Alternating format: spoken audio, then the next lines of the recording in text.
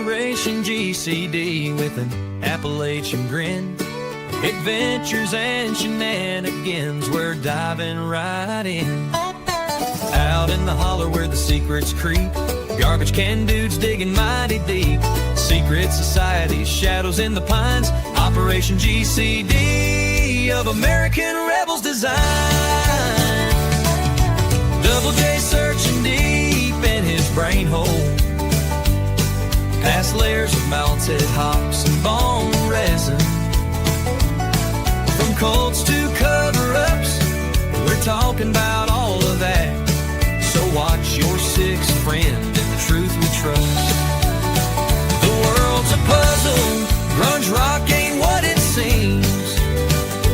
Ancient alien cargo cults haunt the moon's pale beams. Cincinnati schemers, history's a haze. Double J's on the mic, lighting things ablaze.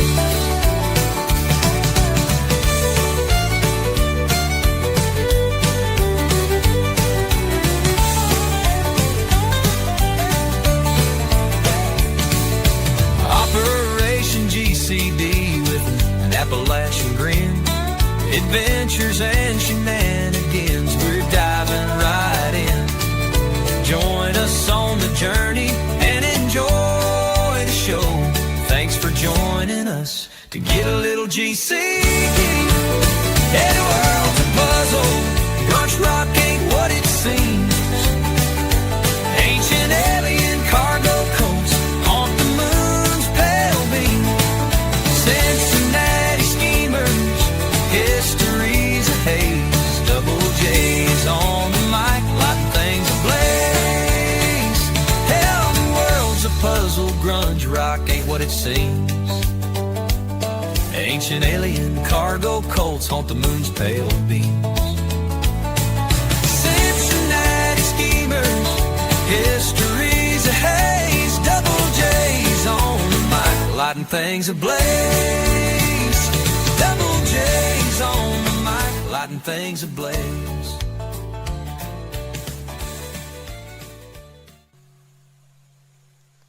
Boom! Happy November. Whatever you do this month, don't feed the trolls or the feds. Don't let them feed you. Don't take the bait. Don't play with fire, but burn whatever bridges you need to burn.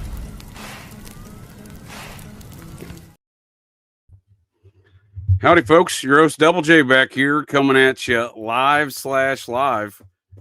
from my studio / RV dining room, still located directly inside America. Yes, sir, Twizzlestick, this is indeed happening. Thank you for joining me here, folks of the interwebs. Thanks for joining me here tonight to get a little GCD. We'll be your host of Operation GCD, JJ Vance here, and perhaps most notably, not the vice president. Anyhow, I will be your. Whoa, that's my comment. Anyhow, I will be your comment.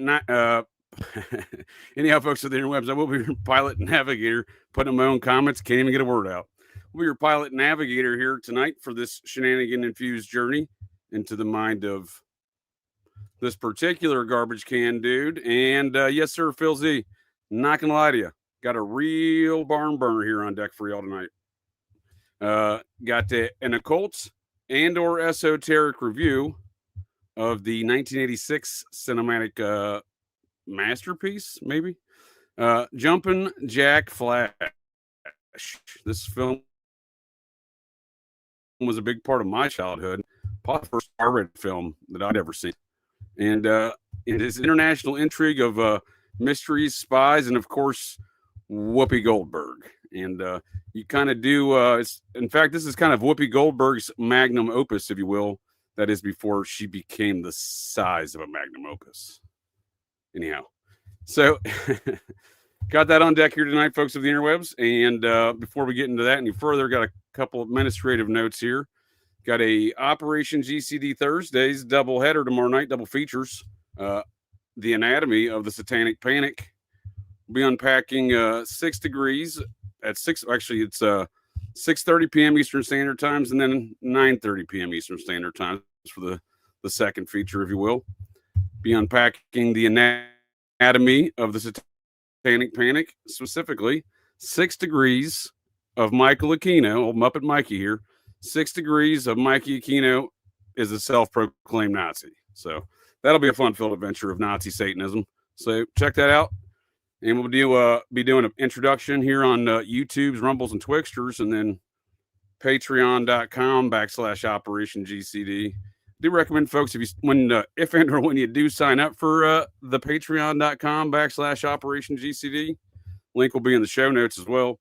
Should definitely check not folks with the interwebs.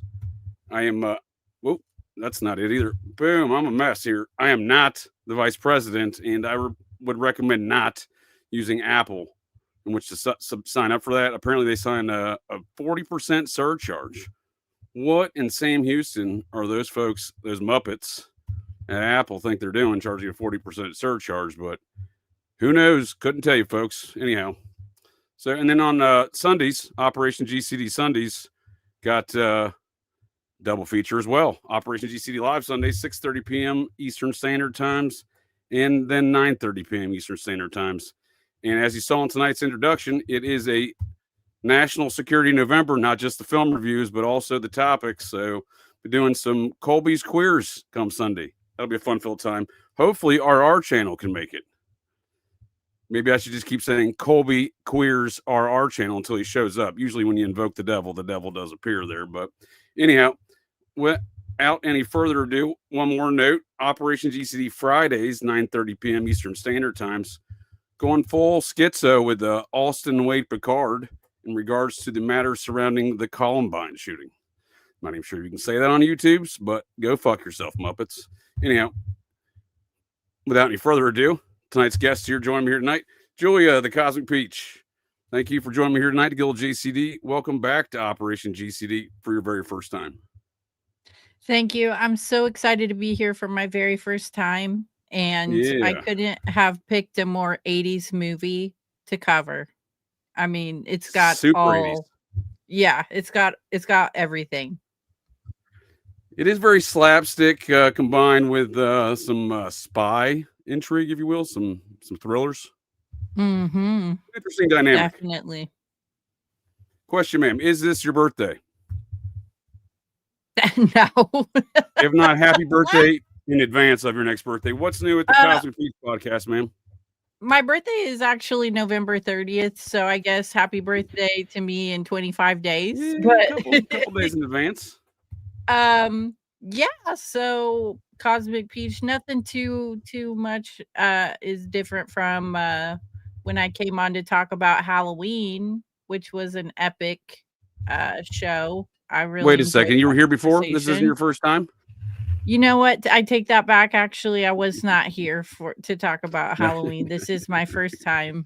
I forgot. No, that was an epic conversation, ma'am. Some might call it a real barn burner.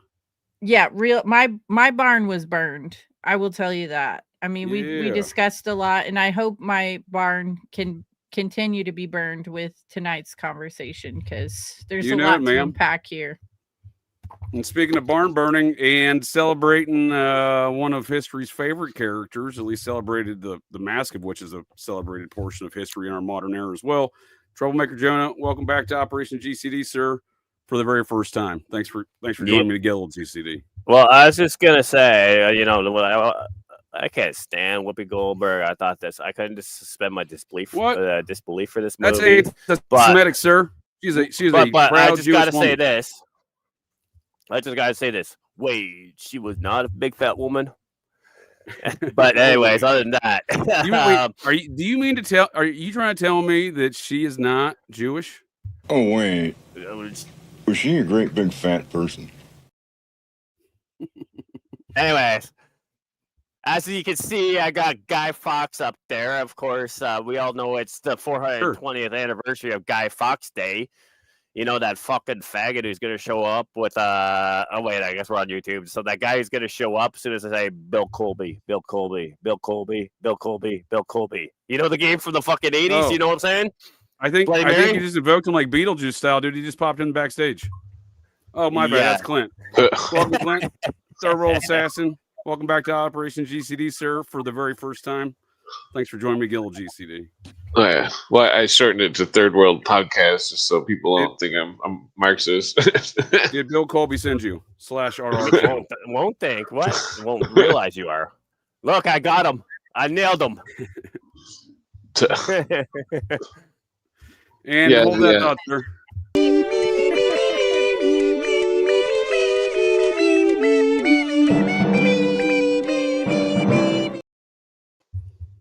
RR channel, go fuck yourself as always. Good to see you there, bud. Tell those Muppets at Langley to go fuck themselves. Wait.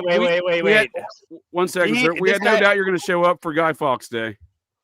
Well, once you say Bill Colby 3 times, well, wait, this motherfucker's trying to say Cecil James is somehow, or Cecil Rhodes is somehow like lying, like they had. Dude, I barely read his comments, bud. You know what I mean? I barely read his comments. We'll do him a favor. On Guy Fawkes Day, we'll read this Muppets comments. Happy Guy Fawkes Day, everyone. Remember, RR channel, you're dumb. Get out of here. All right. Anyhow, back to the show. I know Cecil Rhodes was in the 1900s, and they had a nursery rhyme from 1600 on.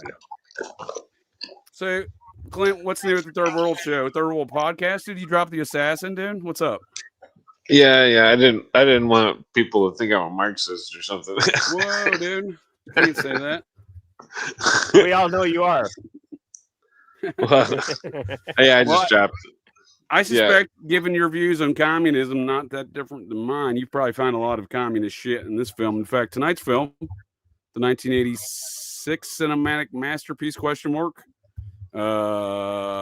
Jumpin' Jack Flash. Obviously very Rolling Stones influenced by the title of the film, but also the music throughout the film that's played of the Rolling Stones. And obviously the Stones being a processing band, that's my first cue. There's a lot of process shit in this film, and that wasn't the only cue. If you start, I actually, this film was possibly a big part of my childhood. Like I said, probably the first R-rated film I'd seen there in '87 or so and hit VHS. And my mother was a mega fan of this film. A lot of spook films in my childhood. This one notably being her favorite. I don't know why. I have a lot of ideas, but anyhow, we see a lot. As I unpack it now, as my most recent, I actually had not seen this film in years. I recently watched it twice here in the last week, and I was like, holy process. Down to their philosophies of transgenderism and transhumanism, it's right in your face hole. See, the version I downloaded, it had the fucking subtitles because I just used the torrents. And I'm not a fan of the Rolling Stones, so I don't really ever fucking listen to their shit. But then there's like, as soon as they're like Crossfire Hurricane, and I was like, wait a minute, you caught that too, right? Born in Crossfire Hurricane, and like, so the line in the chorus is it's a gas. So they're just telling you straight up that the whole fucking Russiagate shit was gaslighting. Like, is that why they picked that name, or what the fuck's going on with that shit? Right?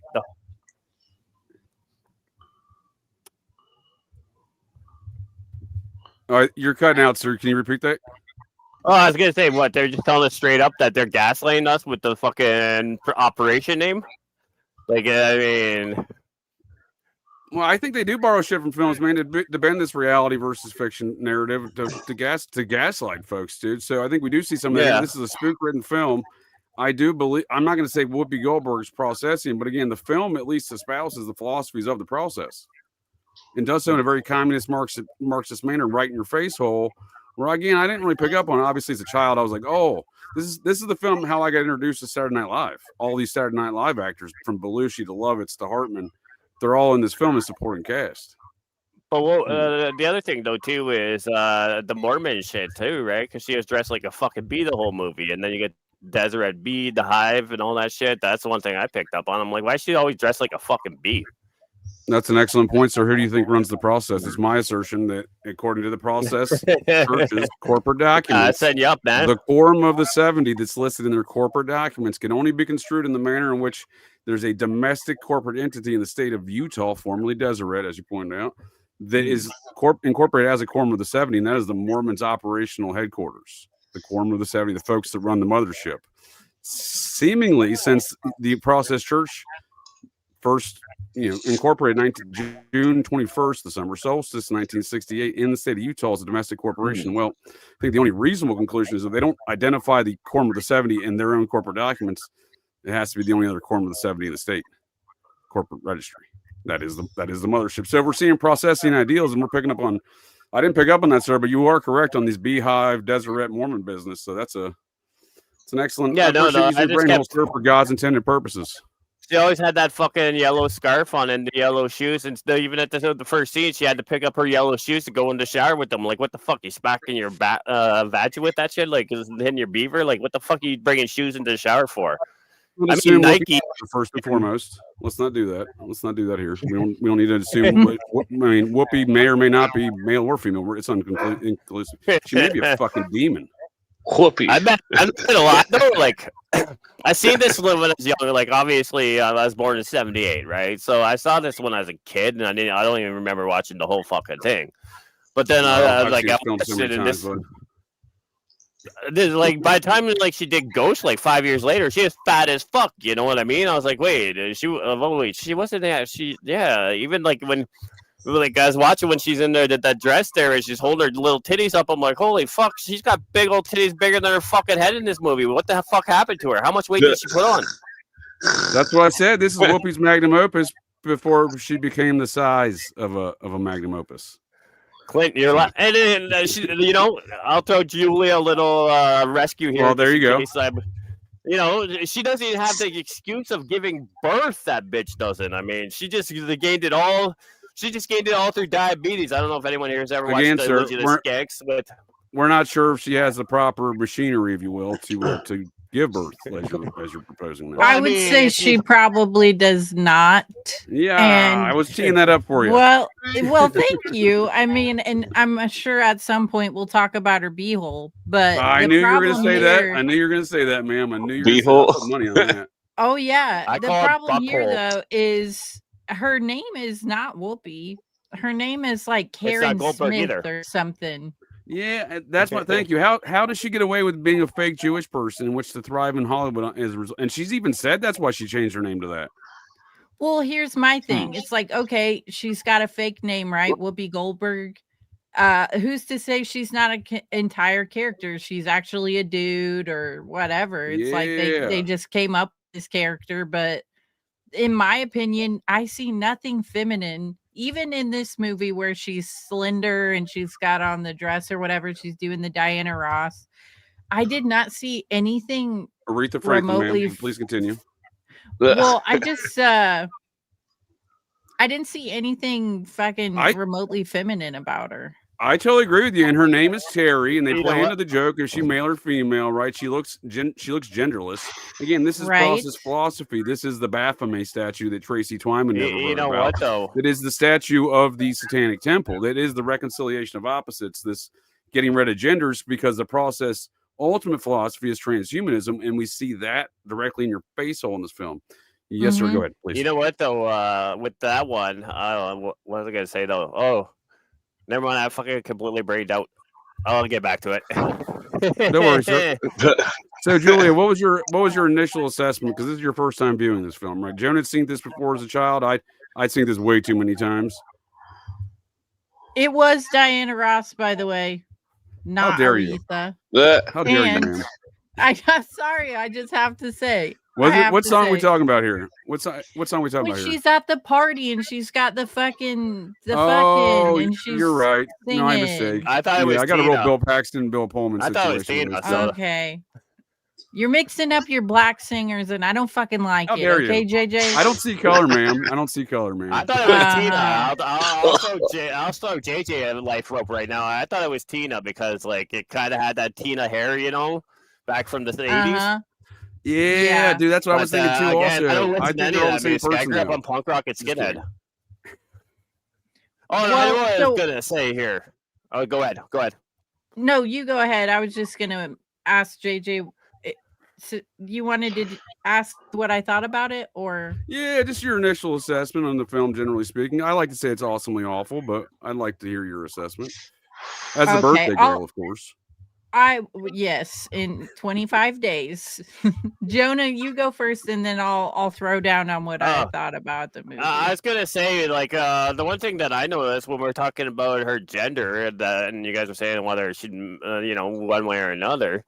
I mean, let's be honest. The structure of her face and the fact that they're celebrating Clint Elizabeth. I mean, she looks like her mom had sex with a retarded chimpanzee and shaved her down, just like fucking Clint Elizabeth did when she had Charles. Yeah, she's got that anti-Semitic, sir. Her name's Gold. She's got that fucking Valerie Jarrett face to her. Planet of the Apes. Well, let's just take a pause right there. If folks with the interwebs are not familiar, and repeat, not familiar with this film, I'm not the vice president, but if you're not familiar with tonight's film, do have the trailer here briefly to show folks. I think we'll get away with playing it. We'll find out.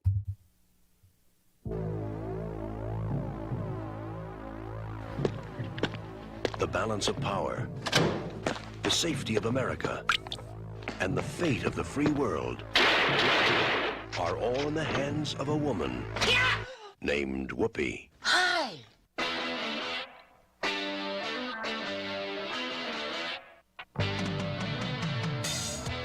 You should be happy. The man's not going to press charges. This man is trying to kill me. Of course he's not going to press charges. Mr. Van Meter, what do you mean he's dead? Dead? And if she can stay alive, see this face? Mm-hmm. It's the face of a woman on the edge. she just might save someone. The KGB? The KGB? All right, that's enough of that awesomely awful film. Awesomely awful film. Can I point out another thing that I just realized?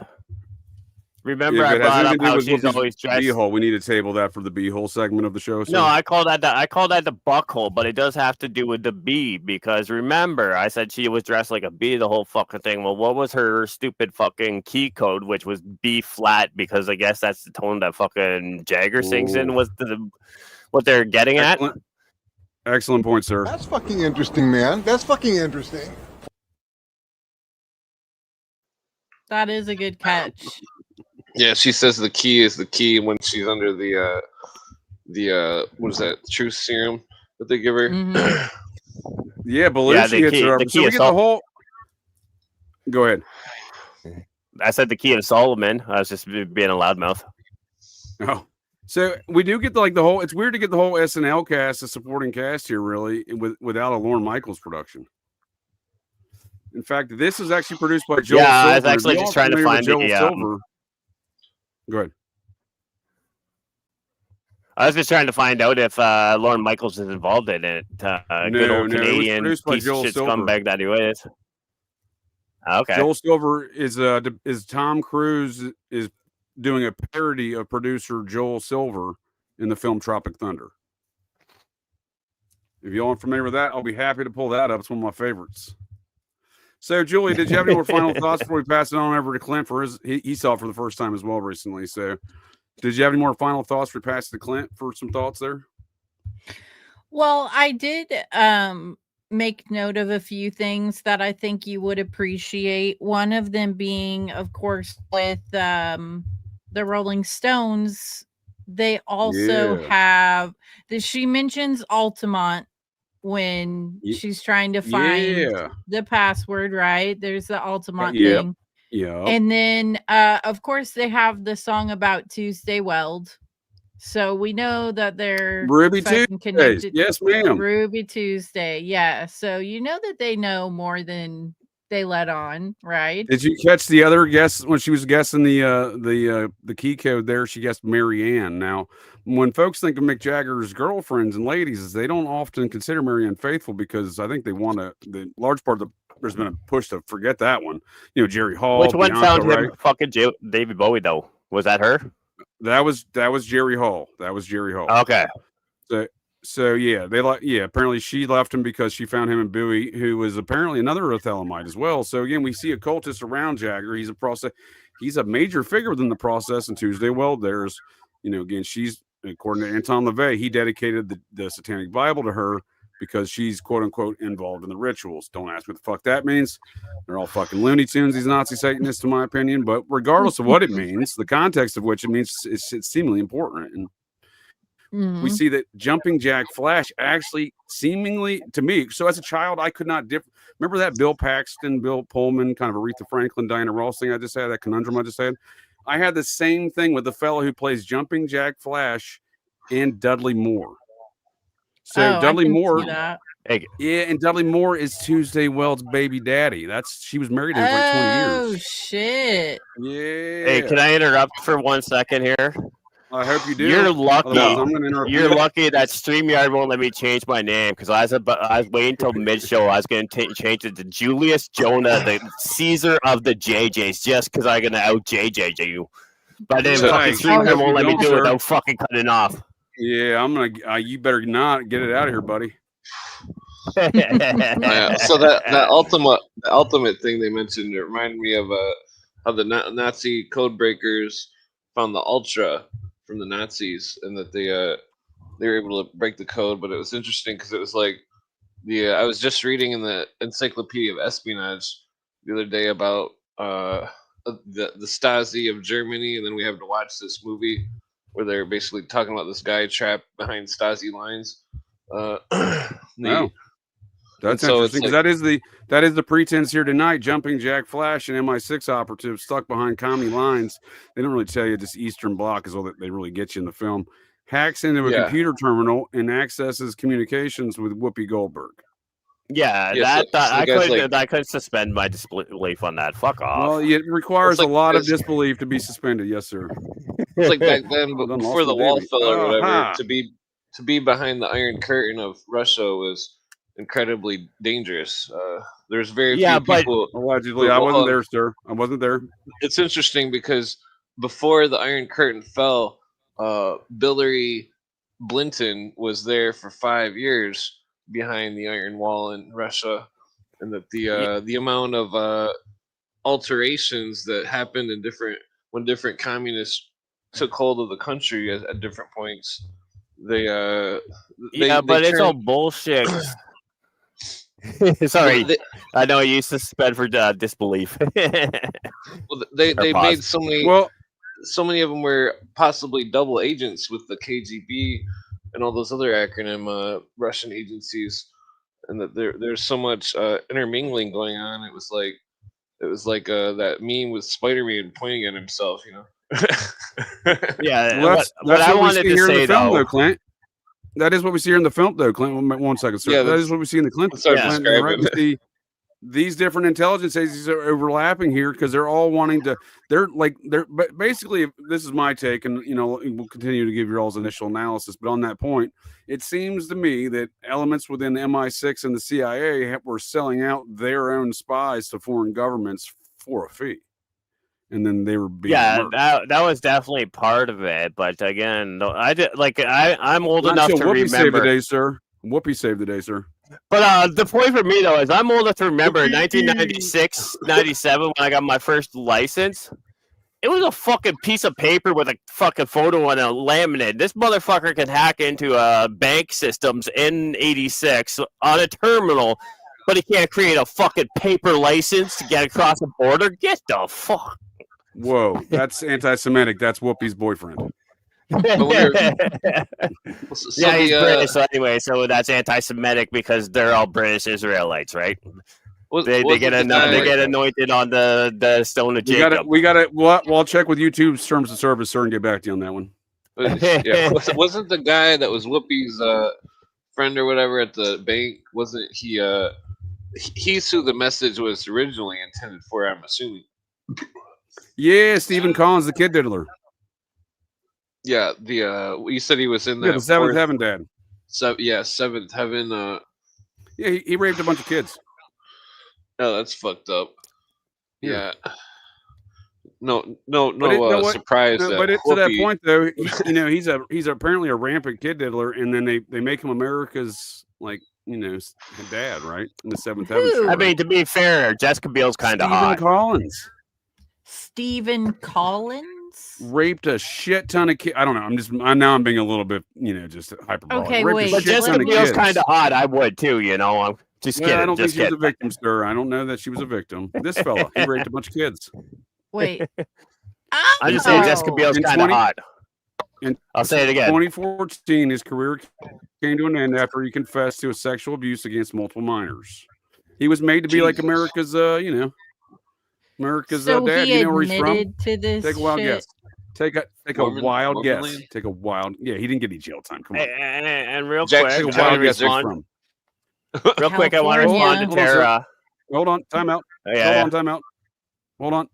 Westchester County, New York. It's a real den of iniquity. Hmm. Why do they produce so many Oh. fucking diddlers and fucking scumbags? And speaking of the Rolling Stones, they're involved in some murking of folks, ritual human sacrifice style in Westchester County themselves. Mr. Keith Richards. Well, remember their first album name, Her Majesty's Satanic something. Yes, sir. What were you going to say? Yeah, I know they got a lot. I was just gonna So, respond to Mary- Tara that all my jokes start off sides. Oh well, we're not the joke police here. You know what I mean? Here we go. Here in America, we believe in. I free mean, I might speech. went a little far with the kid diddling and Jessica Biel joke, but Well, I mean, I think that's all a bit anti-Semitic. These are all friends of Whoopi's. So my point there being with Marianne Faithfull, she's a major occult figure in processing, no different than Mick Jagger. So when her name is being thrown out there, along with Altamont. So when I see Altamont, I'm reminded by the snuff film that Star Wars creator George Lucas filmed for the Rolling Stones. oh, I thought you meant 8 millimeter. No, George Lucas was hired on that project. He was one. He was ostensibly the not proven. He was one of the cameramen. He's ostensibly the man behind the one filming the actual snuff film. The man that worked by the Hells Angels on stage. So that one, yeah. The strange scenes from the canyon. I say it wrong all the time. Weird scenes, strange scenes, whatever. Dave McGowan talks about Altamont and like what really happened. And it was definitely like the guy, the Hells Angels or whatever, that ended up, the main guy that ended up stabbing the guy to death. He was found like floating face down in a river a couple of days later, and he had like a bunch of cash in his jeans and shit. Like he was paid to do that. And I mean, it was a complete setup, you know? Oh, for sure. Well, I mean, again, I think these operations that go in with a planned fall guy already. Now, if we're going to talk about occult and or esoteric films shit, which is what we're here tonight here, folks, and I do thank you folks of the interwebs for joining us here tonight to get a little GCD and you three as well. Appreciate y'all joining me here tonight for your very first times to get a little GCD. Four. I got two of us. We see this Altamont matter being celebrated in other films like Cable Guy. In a little documentary shelter about the Rolling Stones and their nightmare at Altamont. That night, the Oakland chapter of the Hells Angels had their way. Tonight, it's my turn. 1, 2, 3. When And Jefferson Airplane, specifically Grace Slick, major processing welding. Well, Hey, there don't is forget, a song about what happened at Altamont too. You know about the song, right? Don't man, please tell me. Oh, come on, JJ. Well, please, for the edification of the folks of the interwebs, ma'am, and for Tuesday Weld's sake, let's say everyone out honor Tuesday Weld. Okay, let me look up the lyrics. Okay, while you do that real quick, I was going to point out Isaac Cappy also alleges that Jim Carrey is the head of the Luciferian High Priest.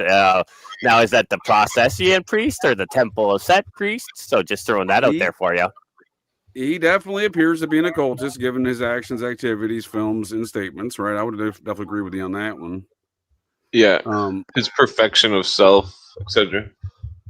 Yeah, he did that whole 23 film. Remember that shit? Then perpetrating the Discordian processing and Robert Anton Wilson's nonsense. So again, it fits the framework of what you're saying. So, who made that comment? Where did that come from? Isaac Cappy has like an entire Isaac Cappy has like an entire 2-hour special or 2-hour video where he claims that Jim Carrey's like the high priest of all of Luciferian in Hollywood. Well, I got a lot of thoughts on Cappy, but some of the things he says is obviously correct. So anyhow, sympathy for the devil, that's a little bit on the nose, is it not, Gerald Hall? And Julia, since you were on maternity leave, I tabled this film for a later review, but I wanted to do the film Fallen. Are you familiar with that one? It's another Rolling Stone focused film. A lot of demon That's pretty shit, good. a lot of serial killers, a lot of very PTK like, if you will. So I found the song and I put the lyrics in the private chat if you want to take a look at them. It's from American Pie. And Oh yeah. Oh, wait a second. You mean to tell me Don McLean, Tuesday Wells' boyfriend, Don McLean? Yeah. Jack Flash. I mean Don McLean, the third great grandson of Lieutenant Colonel John McLean of the New York chapter of the Society of the Cincinnati. That Don McLean? Well, I was thinking maybe JJ, you could read those lyrics for everyone so they know what I'm talking about. But yes, there is a song. Well, I didn't. Let me get my vocal cords warmed up for this. Get your narrator voice out.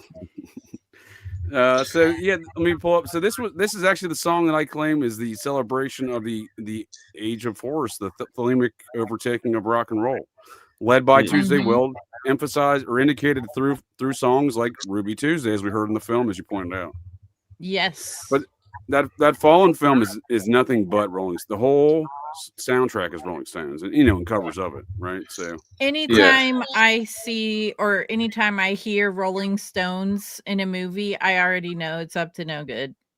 Before I read, for sure, ma'am, for sure, I do appreciate your assessment there. It's spot on. Before you read that, before I read what are you reading? What's going on? Oh no, I was going to ask Julia one question. Have you ever heard of a Canadian animated classic called Rock and Rune or Rock and Rule? Mm-mm. It's an animated film where the demon in the film is Mick Swagger, and it's got like David Bowie or Iggy Pop doing vocals, and it's they made it out of Quebec. It cost like $8 million, and they could gross like 15,000. And but it's like it's all like an alien fucking shit where the evil musician is Mick Swagger. Well, that's pretty on the fucking nose. You cannot. Do you remember the time Mick Jagger starred opposite the Emilio Estevez in a really shitty film? What was that called? Free Jack? Ew. Oh shit, it's awful, dude. Yeah, Let's call it 1992. Oh, this guy knows what I'm talking about. Let's call it 1992's worst film / best film. Yep. Dude, it's got Anthony Hopkins, Mick Jagger, the Emilio Estevez, the Mighty Duck Man, Rene Russo. Dude, I mean, look at this cast, and it's terribly awful. It is a fucking atrocious. It's a post-apocalyptic dystopian nightmare. It's not worth watching. I think I'm okay. Yeah. I think I'll pass. Dude, it's also got this guy. Is it this guy's often overlooked as a major. Hold on, sir. This guy's often overlooked as a major occult figure within that whole New York scene, connected to Andy Warhol and The Process. He's in a lot of films as a very small, bit parts for the most part, but you recognize his face. He's in this one too.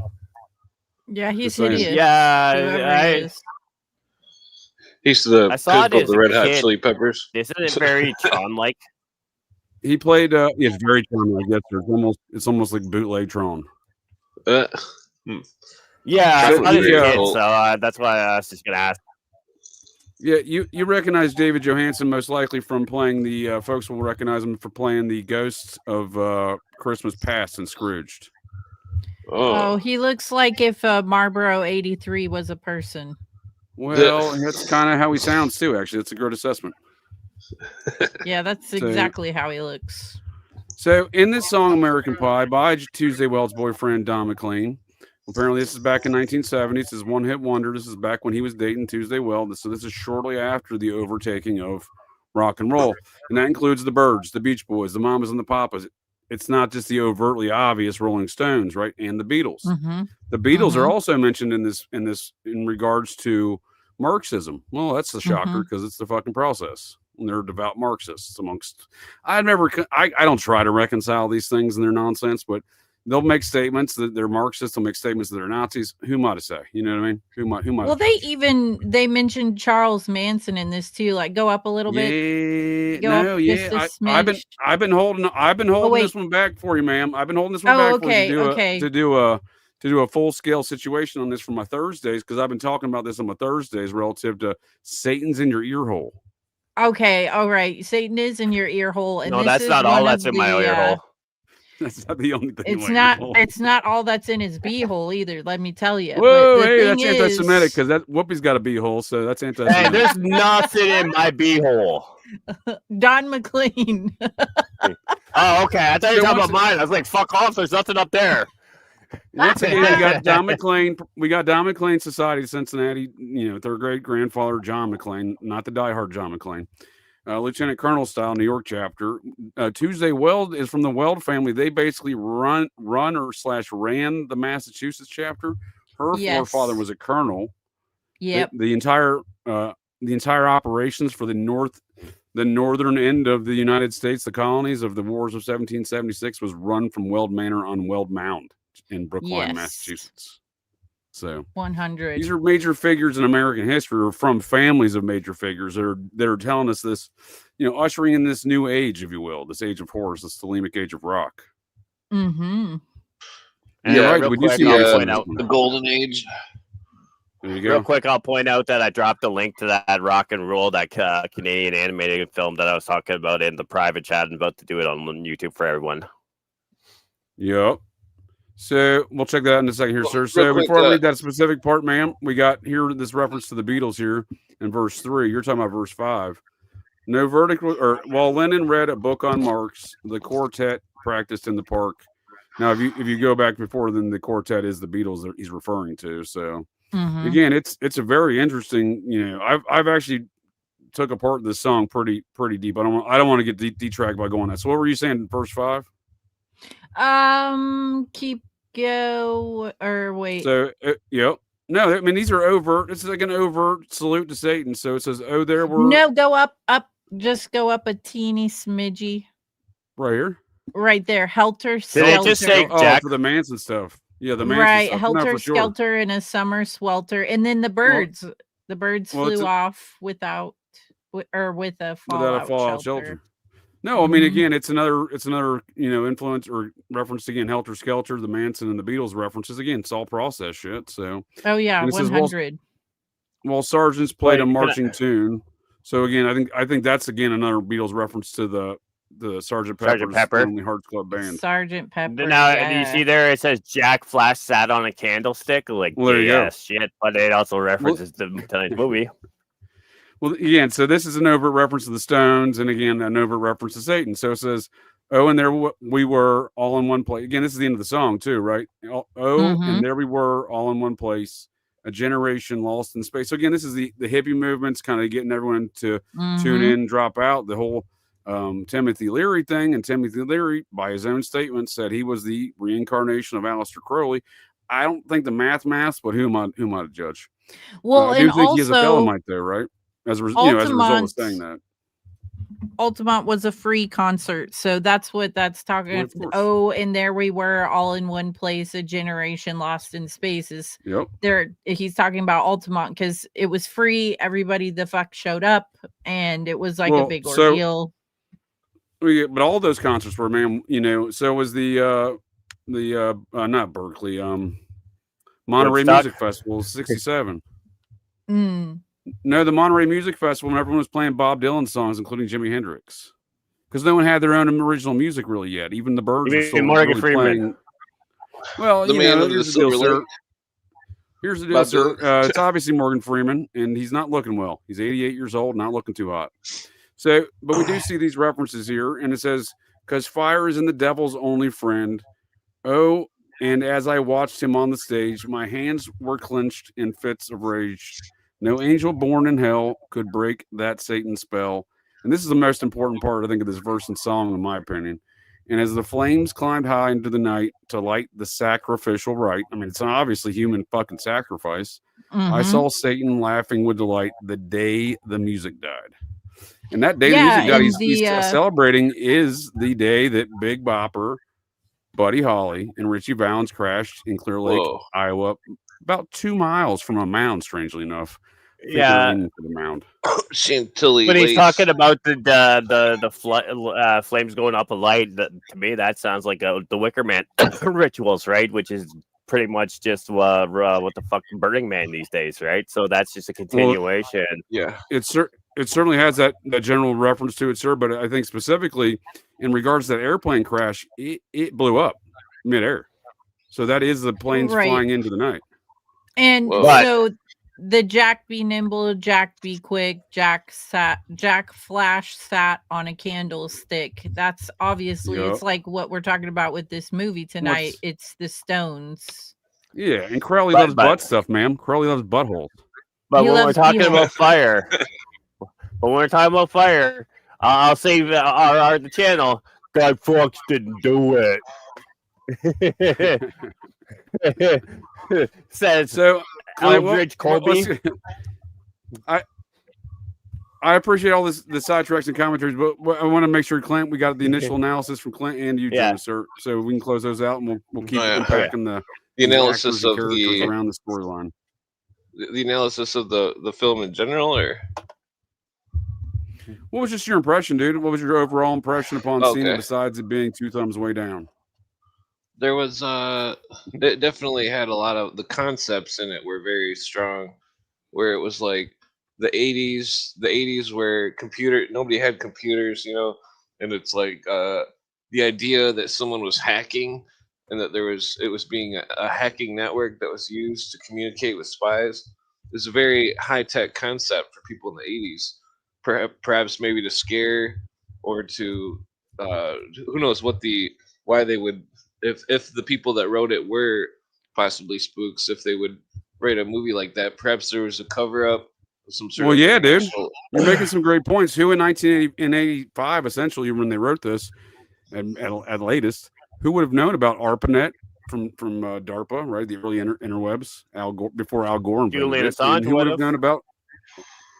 Well, hold on, sir. And who would have known about the Gideon banking network that we see? As I looked into it, these things could have communicated with each other back then. And who would have known about that?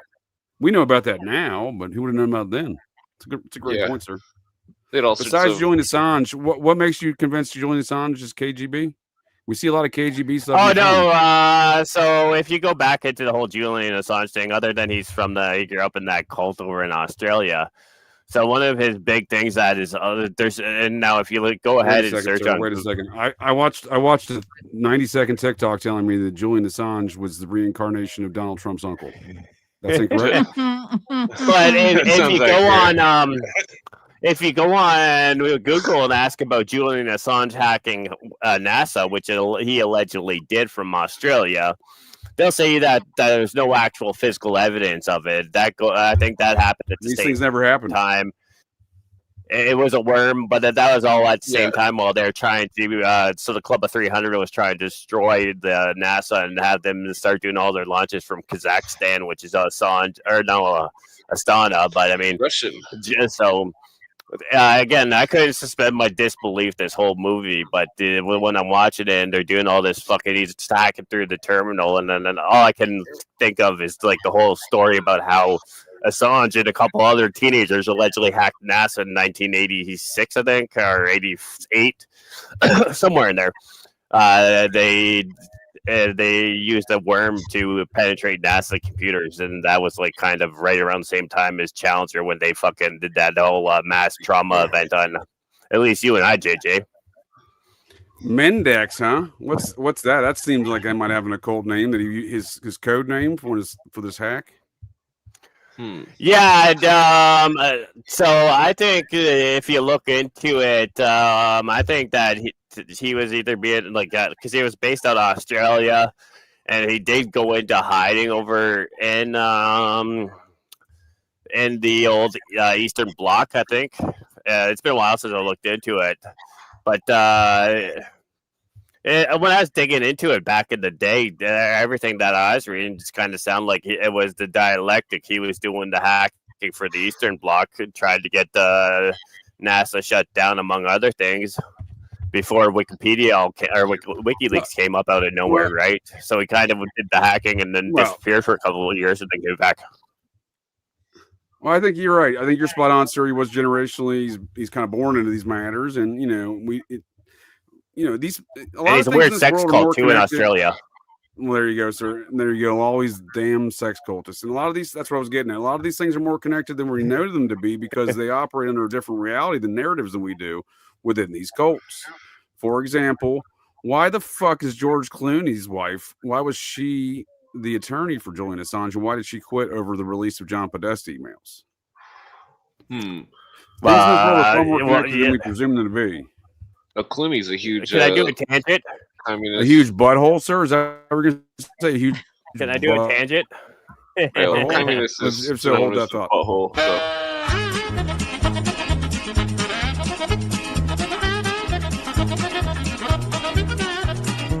So how are all of those little wave ripples? How are those so perfectly matching what's in the video? Because all dispersal patterns, all dispersal patterns look the same. This is like saying that my butthole is your butthole because they're similar, right? It's not. We don't have the same butthole because of that. You're using butthole out of context. You're talking about buttholes making everyone feel weird. And that's the point.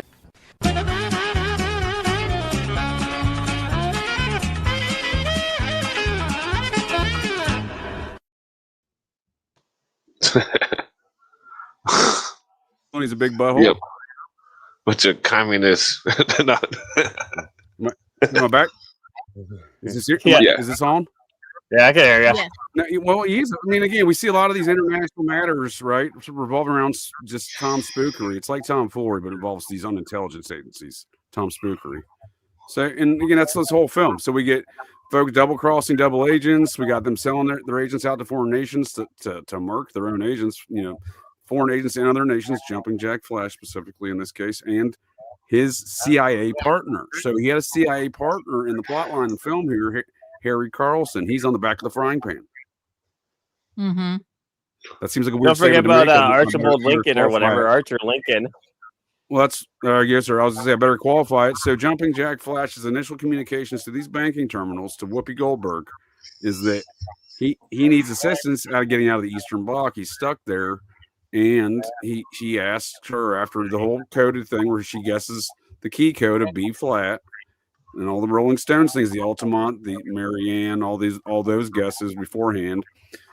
She goes on a journey to his apartment to get a frying pan that he asked for, and it's basically his Rolodex, right? It's got his contacts on it. Yeah. We get Mr. Van Meter. That was weird as shit too. We get Peter Kane, Mr. Van Meter. We get Archibald. What would you say his name was? James Earl Jones looking guy? Archer Lincoln, which I found was kind of interesting because Archer Lincoln, you get the shot in the fucking head, like at least visually to me. Yeah, so Jumping Jack Flash is over in the Eastern Bloc with Harry Carlson, and he's CIA and he's MI6. So again, these are the folks that made the process, CIA and MI6. So once again, wait. Upon reviewing it, my brain upon reviewing it this most recent time was holy process. Wait, can I just ask a question? Is Harry Carlson related?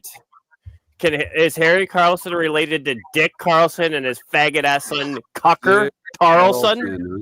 Well, you never know. That's an interesting point you make, though. It is an interesting point. It is Carlson, right?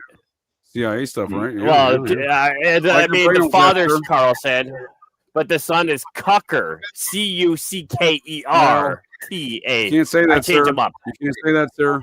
It's anti-Semitic. I'm sure he's met Whoopi before.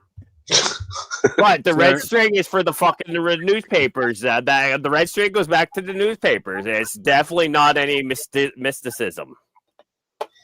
So, well, no, obviously it's not. There's nothing to be said about that, dude. The reason I brought that up. Oh yeah. 1 second, sir. Just because he used to work for a major occult figure in processing, that does not mean Tucker has anything to do with occultism or the process.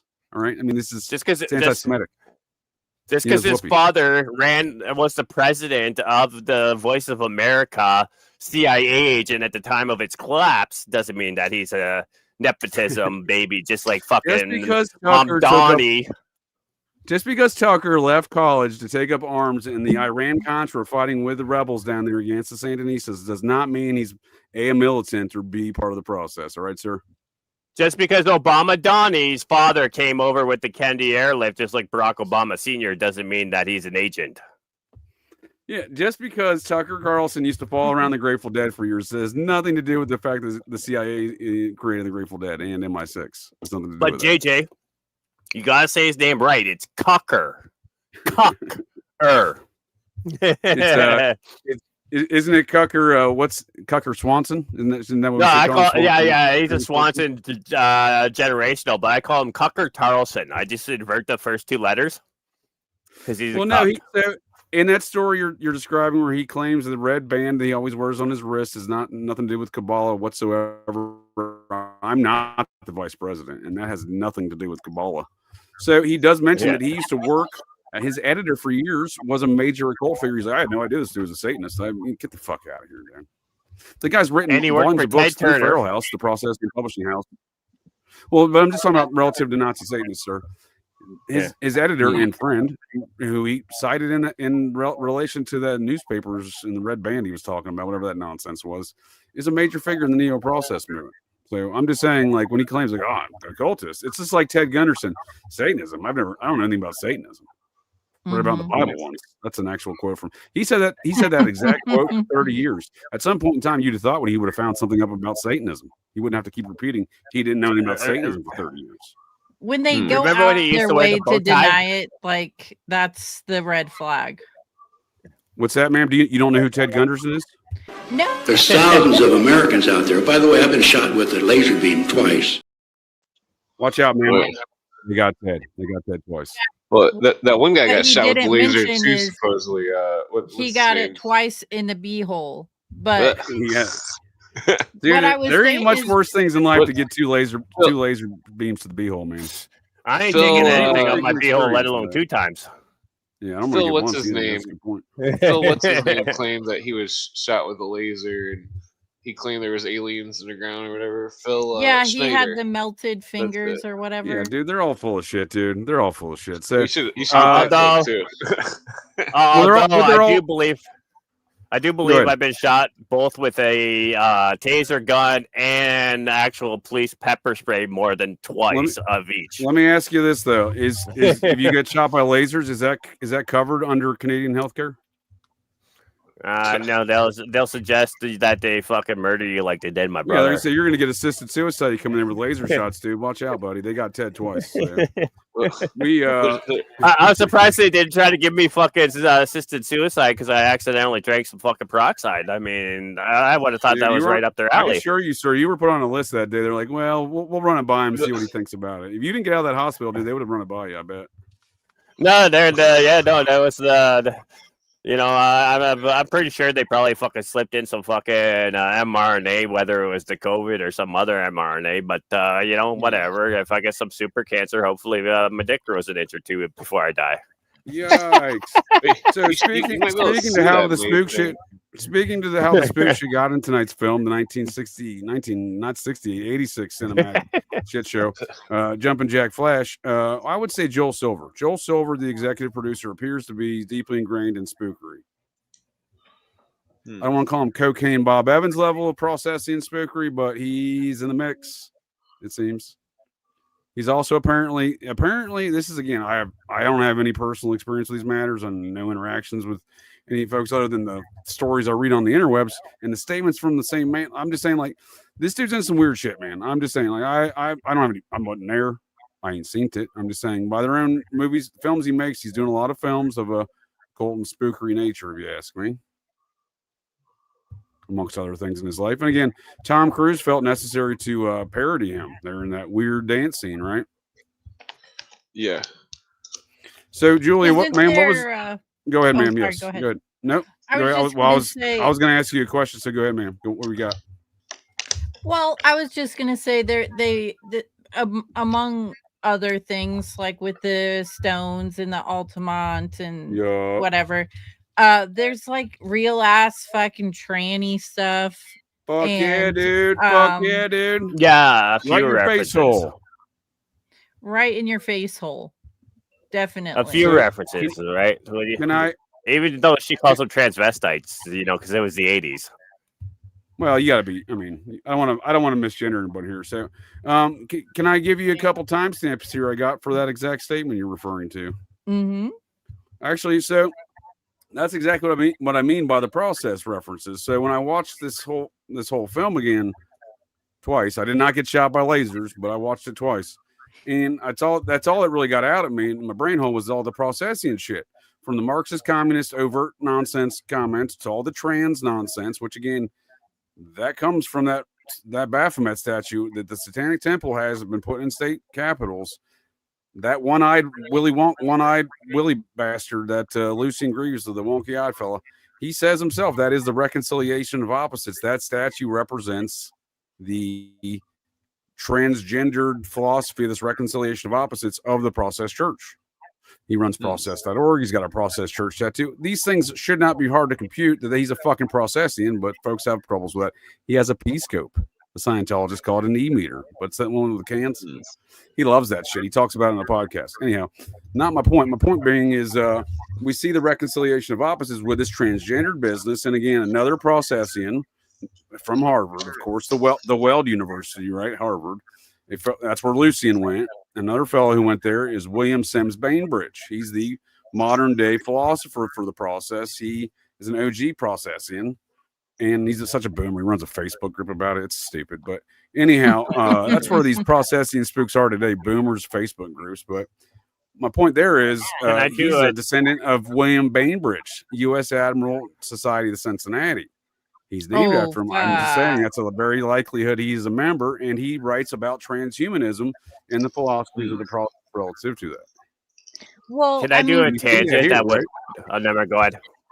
No, go ahead, sir. I was just saying we see that here with both the transgendered and the transhumanism. But go ahead. No, go ahead. Yeah, so I just wanted to do a quick tangent. Since you brought up Harvard, since this whole movie is about British intelligence. So that's Obama Donny, who was elected to New York City mayor yesterday. If you look into him, his father's a British. His father's a British that grew up so he's born in India. He went to Harvard through the fucking Kennedy airlift.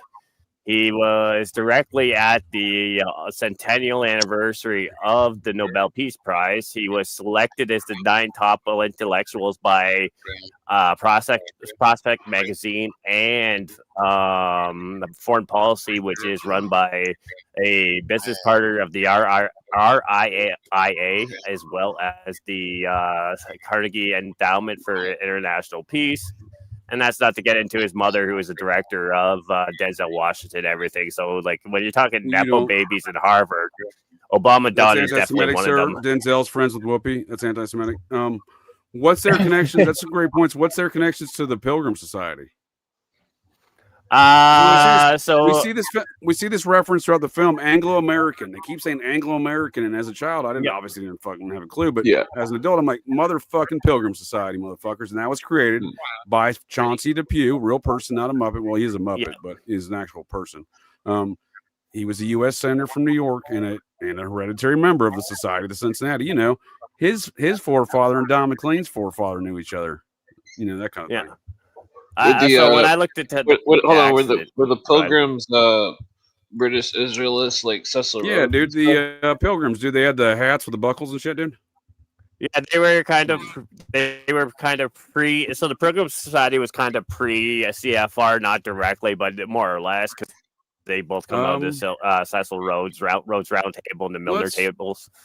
But that's true, and it is the Anglo-American franchise. It involves King Charles, Henry Kissinger, all these fucking Muppets. Well, that goes back to Cecil Rhodes, that goes back to that also goes back to good old fucking RR, the ball washer of the fucking MI6 and CIA, telling us that my favorite CIA AI Bill Colby ball washer AI ball, telling us that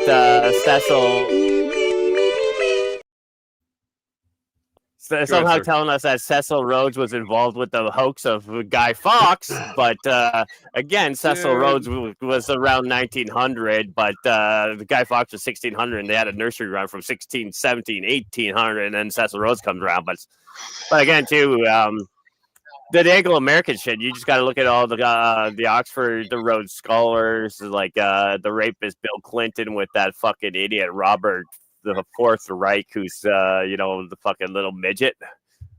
I mean, he's not the midget Jesuit. Robert Reich, dude, that little fella. Yeah, dude, he's like 4'7", dude. He's a little fella. Yeah, he was an Oxford. He was a Rhodes Scholar with Bill and Hillary. That's why he got on the fucking bills. Yeah. So I think Hemstrow, Talbert, I think Strobe Talbot and Bill Clinton and him used that little thing. You know what I'm talking about? Yeah. So that's what the reports are. So I wasn't there. It was the allegations. Strobe But no, Talbot that- I mean- is again is the fellow that he got. Bill, you mentioned earlier, Clint, that Billary was behind KGB lines during this Cold War era, and that's who he went there with Strobe Talbot, his boyfriend from Oxford. Yep. Well, I mean, let's be honest, though. I mean, it's not like the Rockefellers operated banks behind enemy lines. It's not like Putin was an employee of Henry Kissinger while the wall was still up. Could I go on, or no? I'll skip back to the movie. I'm prepared to declare all of this anti-Semitic, but I don't know whether or not they know Whoopi, sir. So I will not do that. So, in regards to these statements of transhumanism and transgenderism, let's look at this Russian bootleg copy of the film that I was streaming from a Russian bootleg site here. Speaking of the Russian. So that's the first overt trans reference, right? Even they're saying in transmission, they're saying they keep repeating end. Yeah, in trans. Yeah. But the one. I was going to say, actually, just to address Man some down. people in the Man comment down. section. Get it out, JJ. Get it out. Go ahead. So, a couple people I think I saw Benjamin and somebody said transcendentalism, but think about the last couple movies that you and I have talked about, JJ. So we had Striking Distance. I wasn't there. This is your first time here, ma'am. But go ahead, please. Yes. This is in an alternate timeline where we talked about. Yeah. Striking Distance. Right. In theory, you were here, and folks can check out these shows in theory because I highly recommend Yes. your Barn Burner. So we had tranny fucking horseface McGillicuddy, Sarah Jessica Parker. Yikes. Then we Oh talked my about God. Halloween. She is one of the right? ugliest people that they've ever tried to convince me is hot, dude. Yeah, no kidding. Well, I don't know if they were I'm trying to offended. convince people that Whoopi was hot in this one. Offended by but anyone fuck. trying to tell me that Sarah Jessica Parker. Wait. Since we're talking about the did I get Oh, go disconnected ahead. in my back? Well, I wanted to bring up Go, a point. Okay, so Wait. that- You mean to tell me there's a burger element to all this? the Free fries when you get vaccinated? I got vaccinated. You're saying I could get this? These delicious fries? Wait a minute. But there's also a burger element to this? Let me check with Bill Neathart. Is it too early in the day to eat a burger? No. This could be breakfast? Okay. I want you to look at this and think about, again, some people love hamburgers, some don't. Really want to respect all ways of life. But if this is appealing to you, just think of this when you think of vaccination. we need to start a class action Check with Bill lawsuit. Retard. He said we're good to go. For coercion. Well, I wanted to bring Can up you believe the that banks. the new mayor is worse than the old mayor? Is that even possible in that case? Well, so I want to bring up the banks. Like legally speaking, from my legal research, it seems like the banks have all been owned by the government for quite some time, and that it's interesting because when the lady is or when Whoopi is under the what is that truth serum, she walks into the place and she says, "I'm a spy." And so she's saying that she's a spy. It's possible that she's, a British spy in the movie, and that the bank is owned by the CIA or some shit. Fucking that there's because a lot of those because there's a lot of connections with the Bank of International Settlements, the IMF, and the Treasury and all this stuff. So it's very interesting that there would be undercovers on call in the bank itself. So obviously the bank. Yeah, dude, we get Mr. Hero CIA guy Stephen Collins, the kid diddler. He's the guy who's secretly undercover, right? And is he CIA or is he NSA? I done got my spooks conflated here. He's CIA. But yeah, he was undercover there, right? Because he's Peter Kane, the CIA guy, who was Archer Lincoln, and so the names that were all in the pan were all CIA guys. I have something to add to this, but can I mention something really quick first? Please do, ma'am. I'm being flattered in the comment section tonight. I don't know. Everybody's really showed up. I mean, I got Ellie and I think Uncle Ted, Gerald. Somebody said I had a great ASMR voice, which thank you for that, because I think my voice is kind of annoying myself. But thank you for that. I appreciate everyone and your kindness. But so there is a name that was on the frying pan, Peter Kane, I think it was. Yeah, Bill Retard. He's the Yeah, assistant so- the mayor there. I recently was covering something from Program to Kill, and it mentioned this guy who was a columnist for Anton LaVey. He was like a publicist or something like that. And his name was Herb Cain, and it's spelled the same way, Caen or something like that. And I thought He was that the editor for the San Francisco Chronicle, by me, ma'am, right? Right. Yeah. Yeah. And there was I'm even a familiar with that serial Muppet. killer. Okay. Yeah. There was a serial killer who had an alter ego that was Herb Cain for some See, when reason. I heard the name Cain, I was thinking that it's the inversion of the two bloodlines going back to Genesis, the Cain, where if you have the Christian side, like the Sethian line is supposed to be like the good one, and the evil is supposed to be the Cain line, but then the Luciferians say the Cain is the good side, so then he's the one saving her. So I was thinking it was that inversion Luciferian tie-in, but that's a good catch. I have an alter ego. It's our channel. Good to see you're still here there, you fucking Langley Muppet. Open your ear hole. You might learn something. What Ramos? Oh God. It's our Muppet Spanish. Dude, who knows? I'm pretty sure it's an AI bot. Dude, I think he's Langley. Indian. I think he's Indian. Remember, I pulled up that RR channel, and the fucking there's like an R, like he's got like, if it's the same RR channel, he's got like fucking 400,000 followers, and it's all fucking in No, fucking it's Hindi or not. He's got something. like 3 videos, dude. It's pure Muppet. But let's not get it. Let's No, not there's get one. us There's started one that's somewhere. all Hindi or fucking shit, and it's like got like 300,000 followers. That's the one that came up for me when I searched it on YouTube. Do This you has been not a like growing India? conspiracy theory here that I'm RR channel. No, I I'm in like Canada. I enjoy don't it. like India. We got too many of them. We're all under the ground, so. So let's not get our CIA Langley Muppets to get us too deterred here from tonight's CIA discussions regarding transpocalypses in the ambiguously gendered Whoopi. Yeah, Karen, Weird God fucking damn name it. to It's choose, right? Karen. Her name what a is weird name to fucking choose, Karen. What a weird But do you fucking have name. do you have the one when she's walking up the hallway with the torn up dress? I might. When she calls it a transvestite. Just for I'm gonna anyone get- who's just for I'm gonna anyone get who's there, sir. confused. Yeah, just for anyone who's confused and saying it might be like transcendentalism or whatever. She outright says, "Oh, I'm hot enough to go to a ball and be like the entertainment for the night, but then walking home, I'm called a transvestite." Well, that's because Gary Marshall, Penny's brother, not her husband. I used to think that was her husband. He's that plays a detective calling her, saying a Pimp and John game on her, right? Because they found her in the river after Mr. Van Meter got murdered. But chronologically speaking, sir, we have not made it yet that part in the film. But we do have our first trans reference right here. Speaking of which, that chick that's on the film or on the screen right now, this one, is she a dude or what? Because like, what the fuck is Super with her? crazy. She's like, dude, she played every I know Looney she's Tunes.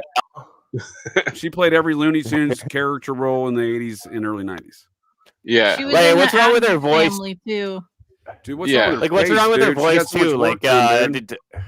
yeah, because it's a dude A lot of that work was done, fucking. dude. That's why she's got to. There's at least she's stuck with the egg caps, like unlike fucking Well, Whoopi. it's funny you mention that, sir, because she starred in this very early Transpocalypse films. Some of Bob Cocaine Evans' pals, Al Pacino, John Cazale, there from The Godfathers, and this Muppet were in that film about Transpocalypse. So Dog Day Afternoon, Al Pacino must rob a bank so he can get his boyfriend's dick chopped off. So that was 1975. You're in America, we're run by. Hold on, sir. You're in America, we're run by. Hold on, sir. You're in America, we're run by fucking Muppets like RR channel. Please continue. But John Broderick, is that related to Matthew Broderick, who of course goes in to marry Sarah Jessica Parker because he was let's listed in just Dog Day Afternoon? For the sake of tonight's conversation, let's assume so, because this one also, in my opinion, I didn't know she was in this, dude. This also stars, in my opinion, a trans person. She's from the wealthiest banking family of Missouri, and she tried to claim that she was running marathons like 2 weeks after she gave. Julie, we may have had this discussion. Speaking of transvestigations, Elle Kemper there says she was running like fucking marathons 2 weeks after she gave birth, maybe 10 days. Wait, Jackson County, Missouri? Is that... Hold on, sir. What are your thoughts on that, man? Are you out there running fucking marathons right now? What's going on here? No, my taint was stitched up, and I was begging for help in any considerable way. Like I needed help to walk, talk, feed myself, right? Because that's only reasonable, right? Mm-hmm. Yeah. Try going for a jog with this stitched up taint. Jesus. JJ, can I get you to share my? Hold on, sir. If you ask me to legitimately consider that, ma'am, I'm no disrespect. I'm not going to do that. I'm not the vice president, but I'm not going to legitimately consider that. That sounds awful. No disrespect. So, hey, JJ, since we're talking trans, one second. Yeah. Hold on, sir. 1 second. Ellie Kemper here. Again, this is the wealthiest billionaire banking family of, I believe it's Kansas City, Missouri, sir, but I'm getting back to you 1 second. So you mean to tell me this is not real life? She is not going running. No, she's not. And look at it. She's right there, dude. Look at that. Look at how manly this individual looks. Look at that. Yeah, no shit. And was this her first That's child? supposed to be running? Well, I mean, she's on like a corner. The fuck is that form? Sure what's going on. Well, she's a what dude. What the fuck is that form? She's a dude trying to play a dude as another Which dude. Which means it's even worse if that's how she's running. Like, dude, I used to run track and shit. Not like I got fucking lung disease my whole life, but I only did sprinting. But I never fucking seen my body ever shaped like that trying to fucking run. I'm not here to judge the running style. It's just the fact that is the transpocalypse. Clint, this is her great grandfather. Yeah. So they're from. I got a great grandfather for you this year when you're done with this guy. Roger that, sir. So they're from Gallatin, Missouri, but they set up their franchises of banking in Kansas City, and that is within Jackson County. You are correct, sir. What were your thoughts on that? Woo. I like your brain holes, that sir. I appreciate using your brain hole for God's intended purposes, and not for an oversized paperweight like that RR channel over there. Now, if you share my screen, since we're talking about transpocalypse and banking, well, let me squeeze this interrogation out of Clint real quick. What do you got there, sir? What do you got? Okay, so what are you doing here, sir? Are you my brain hole, Jackson County, Missouri, dude? What's going on here? Me and Ellie was on a podcast. No, Ellie is in your brain hole. Well, hold on. So we were discussing the Theosophists and them wanting to put mankind back into the symbolic Garden of Eden, and she kept saying that Jackson County, Missouri, was what the Mormons thought was the Garden of Eden. Well, that's Zion, sir. That's Independence. That's where the mothership's telling us Jesus is coming back. You tell me this is where you want to be when Independence Mormon Jesus comes back, talking shit about it. Is that where we're going to be in life? I definitely don't want to. I don't want to get beamed up to the mothership, dude, asking and having to answer questions while I was talking shit about the Independence mothership, Zion place, dude. Now, that's obviously a very occult place. A lot of mounds there, buddy. A lot of mounds. Yeah, Missouri is misery. So that is the place where Joseph Smith got run out of town before they went to set up shop in Nauvoo. This is before Salt Lake City, so a lot of different Zions for these characters. But what was your specific interest there besides the Theosophists there in Jackson County and the Mormons? Well, that thing about the them claiming it's the Garden of Eden. You guys discussing how the people not the Garden of Eden, sir. Not the Garden of Eden. It's Zion. It's where Jesus is coming back. He's going to get beamed down, Star Trek style, right into a mound area right there. Yeah. Well, so this is all tell related me that's not going to happen.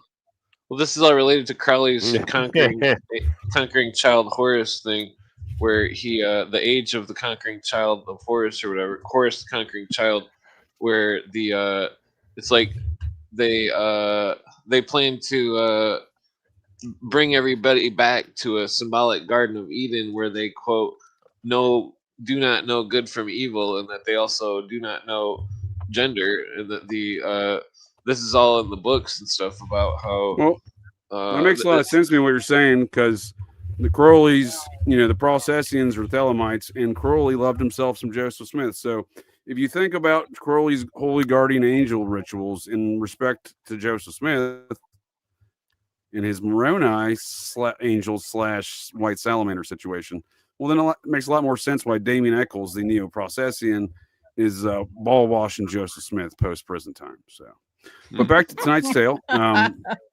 Hey, wait! Can I pull up the screen I'm sharing real quick? I got you on deck, sir. I got you on deck. Oh, this is not part of tonight's tale. We're doing more. No, it's part because it ties in, right? Because we got a good old transpocalypse. We got Dylan Mulvaney. Now, why did this freak become popular? Well, let's look at his grandfather, James Mulvaney Sr., who was an investment banker, former president of San Diego baseball, Padres, and he was responsible for the largest bank crash in American history in 1979 when he crashed the U.S. National Bank of San Diego. So, we're looking at the tie-ins. Was that the same bank that these Muppets around the Kirk situation, these McCoy boys, their captain, U.S. Navy captain, grandfather, Charlie Kirk's chief of staff's grandfather was the dude in charge of all psyops for the Navy. Maybe. When he retired, he was doing some Bill Colby's queers money laundering out of the San Diego regions in a major bank that crashed. I wonder if that's the same bank. I'll look into it. Dylan Mulvaney's grandfather was responsible for the largest bank ever to crash in 1979 at the time. And which is kind of funny because to me that just says that he's straight up intelligence because you get all the BCCI, you get the Castle Bank, you get all of them. I mean, we don't want to go too much of a tangent, but I would appreciate you going on that tangent, sir. Did you ask who is his daddy and what did he do? Because if you ask that question far enough from Dylan on back, you're going to find out his daddy was in the Society of Cincinnati. And then you'll find out more context of why Dylan's daddy is where he was and why Dylan attended the University of Cincinnati. Just saying. Oh, Mulvaney attended there? I didn't even know that. I just know the fact that he crashed the fucking bank. Because I knew he was an agent then and there. Prior to roasting the Mormons on Broadway as a gay missionary in their Broadway performances of the South Park guys, he did attend the University of Cincinnati. Yeah, that is correct. Cincinnati is very much the operational. So is that John G. McCoy? It is the new Rome. It's the city of Seven Hills. It is very much the operational center still today of the society. Those damn Cincinnati schemers. I heard that in a song somewhere. Oh yeah, the Seven Hills of Rome, the Illies. Well, these are different Romes, sir. I don't want to get conflated with those Vatican cloak kid diddlers of Rome. This is a Rome that predates them, but yeah. So, in regards to more trans stuff, ma'am, I do appreciate you all pointing that out, and we'll get to that trans hooker situation, Eddie Murphy style here coming through. Yeah, dude. And he says this capitalist bank is using the same satellites as those commie bastards or some shit like that. Some nonsense. We'll look at it. He's KGB. Well, I mean, again, how many people are undercover? Man's mission, weird as shit. This is supposed to be a woman we're watching in this aerobics video. Are you fucking kidding me? That lady has bigger lats than I do. Yeah, and I can totally No, see that's the broad from it's the broad from Rocky IV, Ivan Drago. I always thought Phil. Oh, dude, it's funny, dude, because the hitman obviously they make him look a lot like Drago, in my opinion. The hitman here, very KGB hitman, right? Yeah, I always thought. Hold that thought, Clint. Hold that thought, Clint. I want to finish playing this scene real quick on the trans stuff. So I thought that was interesting. We get the KGB, Lenin would have a stroke kind of references. We get the trans business with the whatever the fuck that is on that TV. Go ahead, sir. Well, so the what was it? Well, it is interesting because I remember there's this isn't what I was going to say, but so there's a song I think it's from like the late '80s.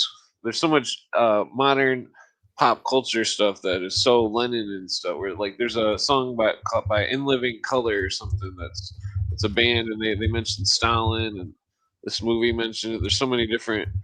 Are you racist? You don't know it In Living Color? So, Dude, this sounds anti-Semitic. Are they friends of Whoopi's? well, no, they're all black. They're a great band. Well, They're almost as good as the Bad Brains. Not quite. I actually have something to add to that since you mentioned it. Please do. He said in living color, but I was already thinking this before he said that. Are you in his brain hole? Maybe in his brain hole, but kind of a side tangent. And Ellie in the comments, this is for you. That lady on the TV doing like the workout or whatever. Do you remember Jim Carrey on In Living Color when he did Oh, yeah. That's what that shit looks like. That Okay, does right? look just like that too. Oh my goodness, Right? that's fucking dead It on. looks like too. Vera DeMilo from In Living Color. Oh yeah, yeah. Jim That's some Carrey. trans stuff. Jim Carrey might be a more passable female in that character than whatever the fuck I just watched right there. No shit. It was built like a linebacker with the It pig's might be bigger tails. than Obama. Mm-hmm. Yeah, but that's what that made me think of. And then he said In Living Color, which I guess is a band or whatever. But I was thinking of Jim Carrey, like when he had those little pigtails. Yeah, No, that's dead on. No, I is, think that's Living spot on, Color. man, for sure. Yeah. The cult of personality. No, I'm Yeah. just singing the song. Yeah. I don't know that, Jim, but please continue. They're all black. Like they're not. They're all black. I like to say they're more like a mainstream version of the Bad Brains, but not quite as good as Bad Brains.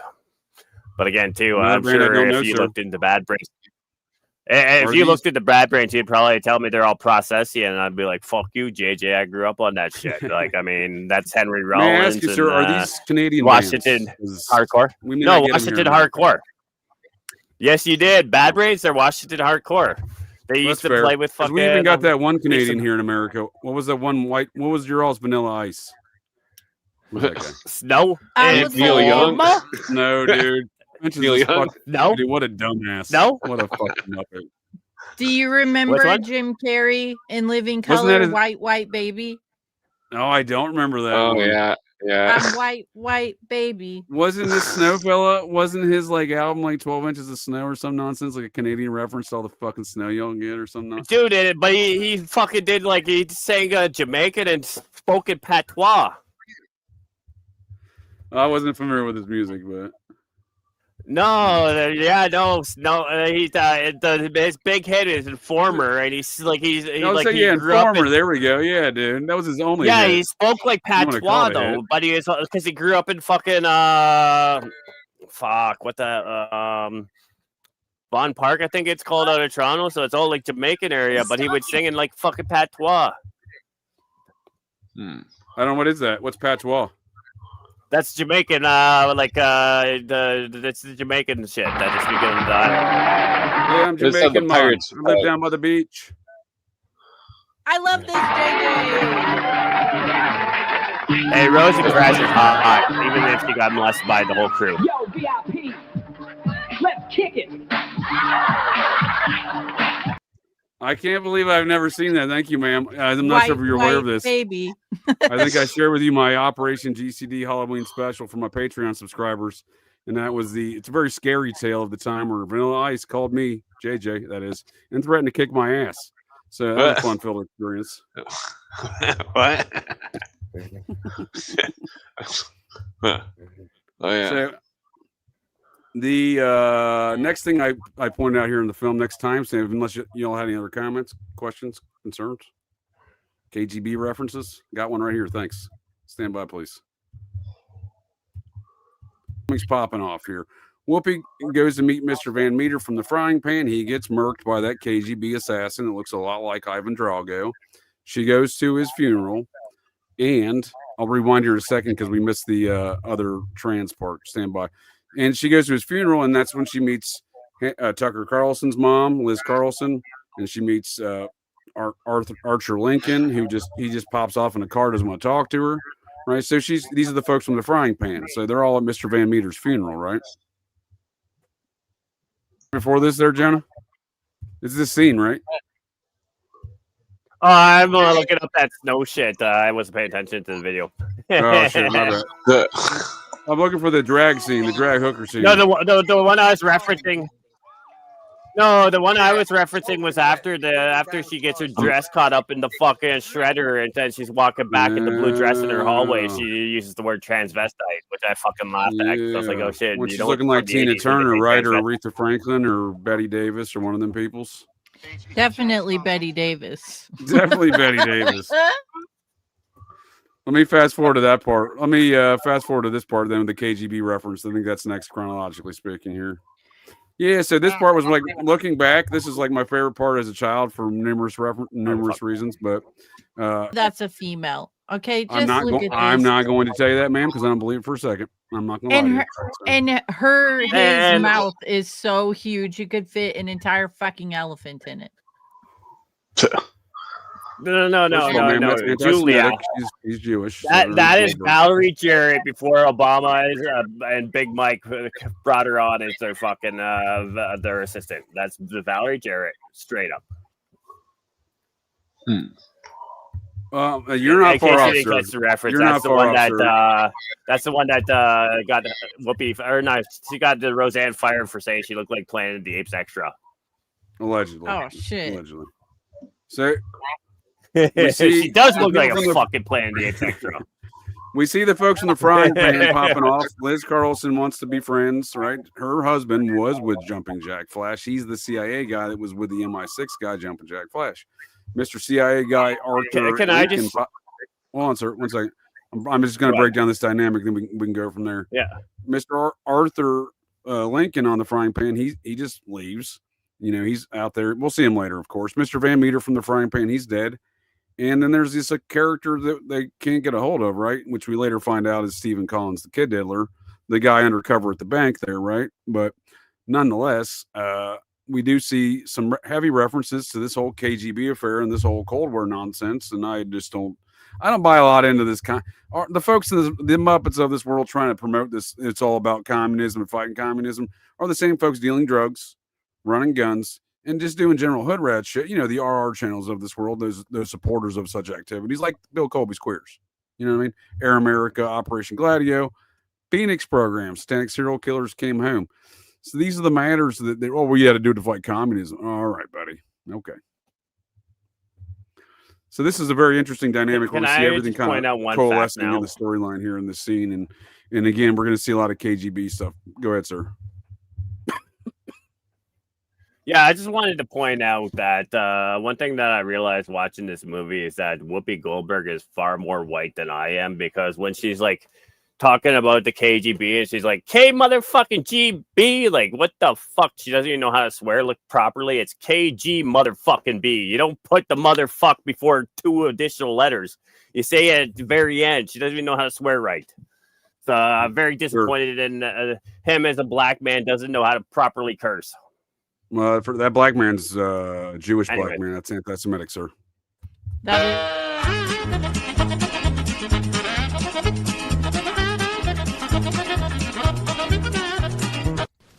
There's an old saying in Tennessee, I know it's in Texas, probably in Tennessee, that says, fool me once, shame on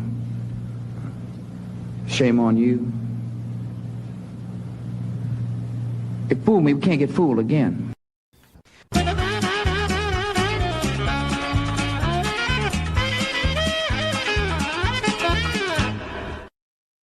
You were saying, ma'am?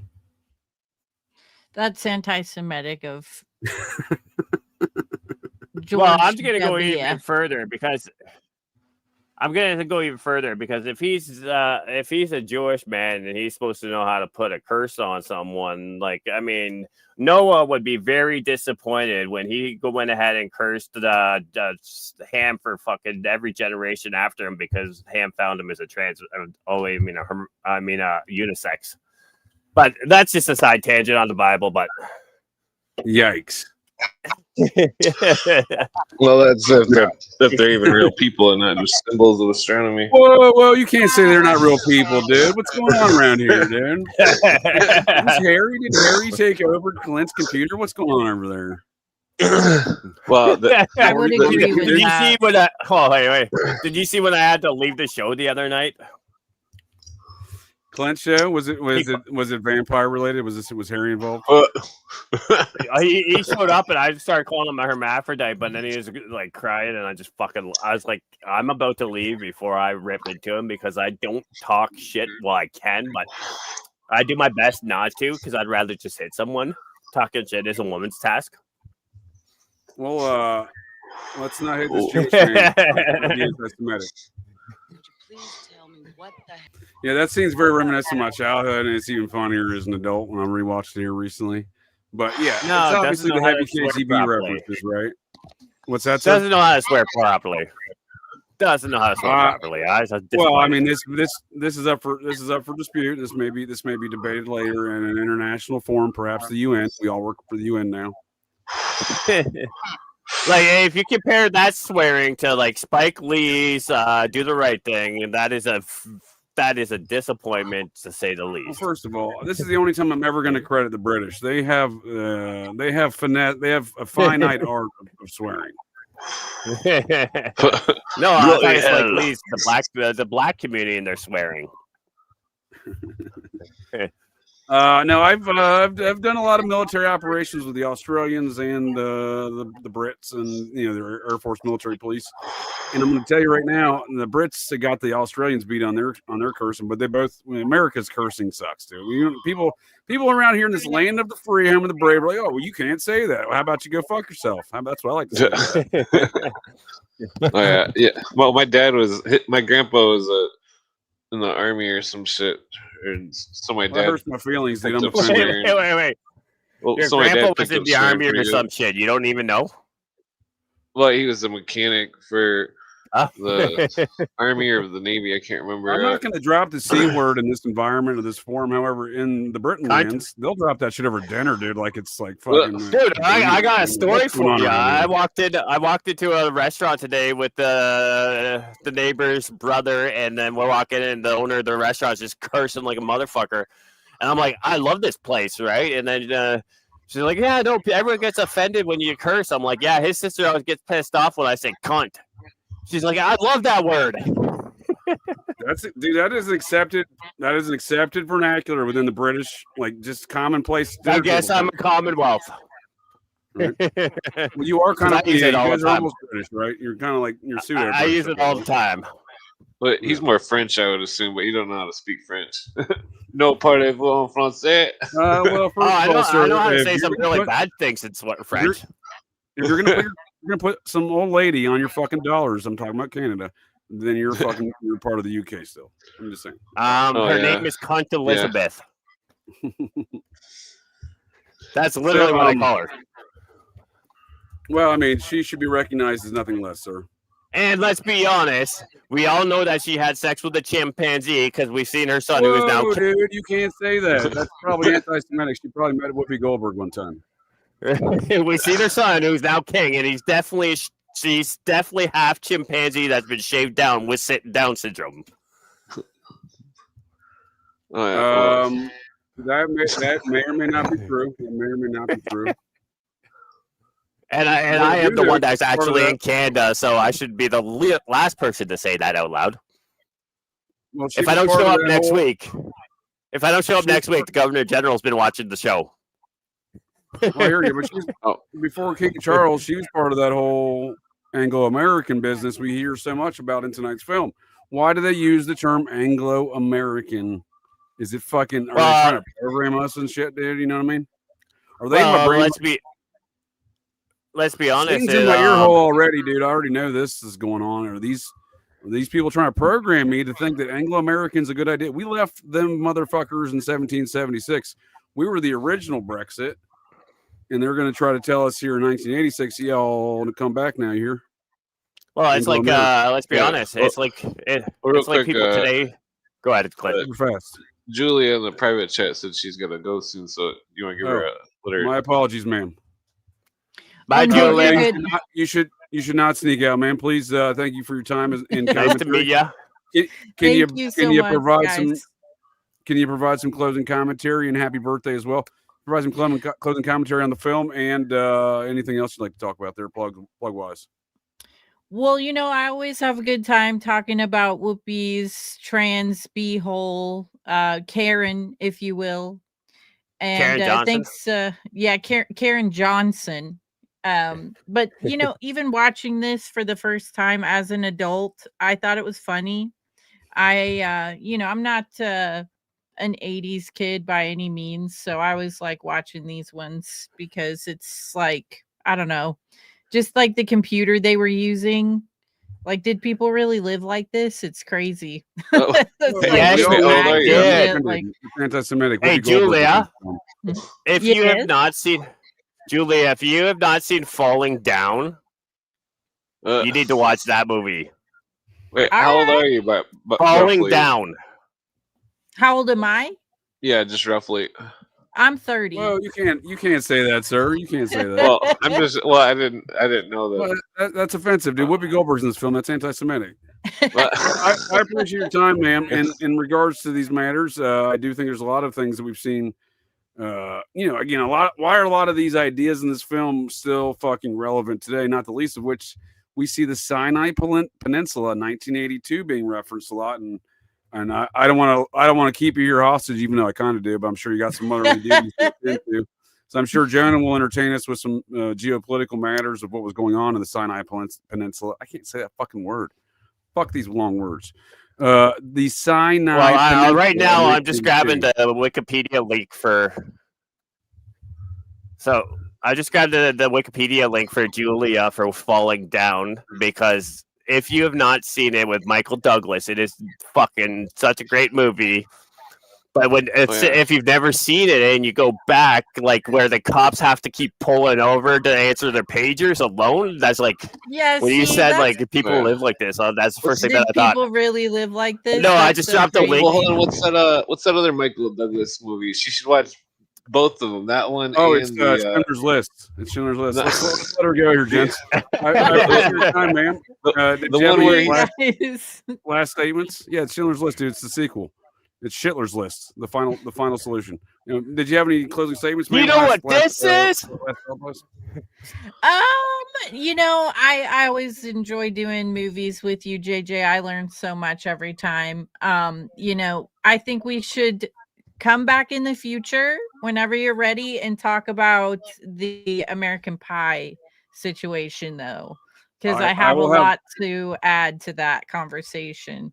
But, yes, ma'am. I appreciate your brain hole, your thoughts, and your commentaries, and your time as well. I will have my Muppets contact your Muppets, and we'll get this together. Yes, thank you. I'm gonna sneak out. Bye, guys. Peace. So we do. So outside of the KGB Cold War stuff, we see the heavy references numerous times throughout the film to Sinai, 1982. What does that? Does that have a deeper meaning to either of you gents? I think Gerald Hall was on target here.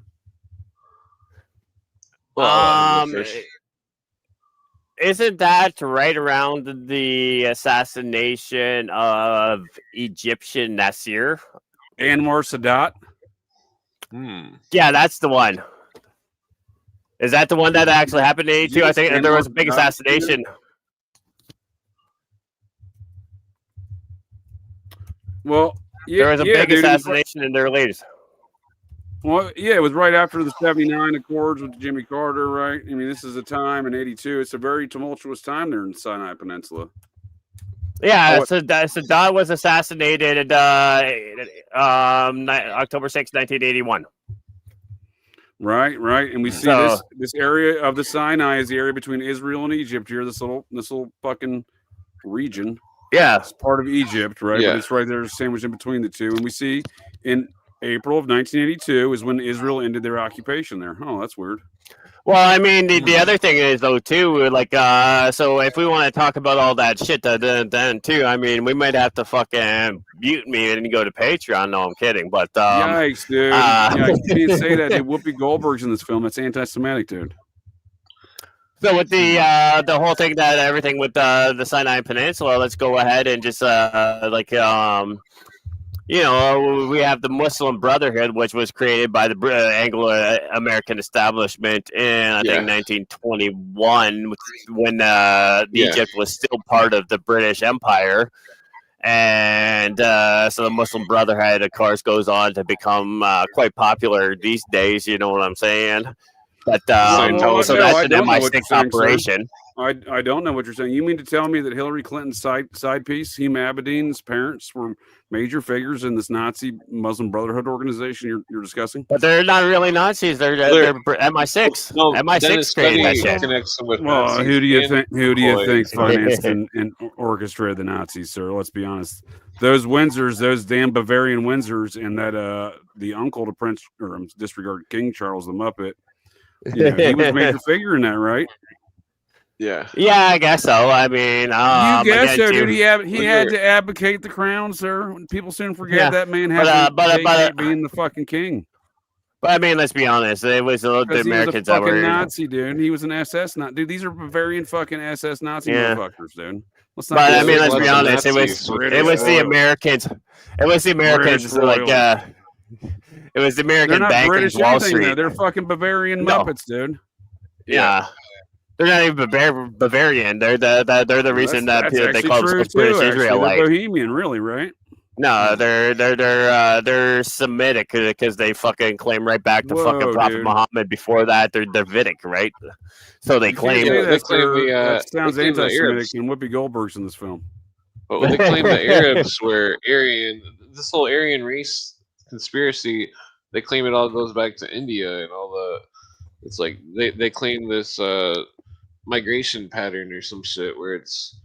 And so it goes back even before India. So with the whole Aryan philosophy, it comes the entire Earth starts out of Norway, which is Hell, Hel, and that's why it's Helsinki these days. But that's all part of the Bach saga, which is a really fucking interesting tale, but it's kind of weird.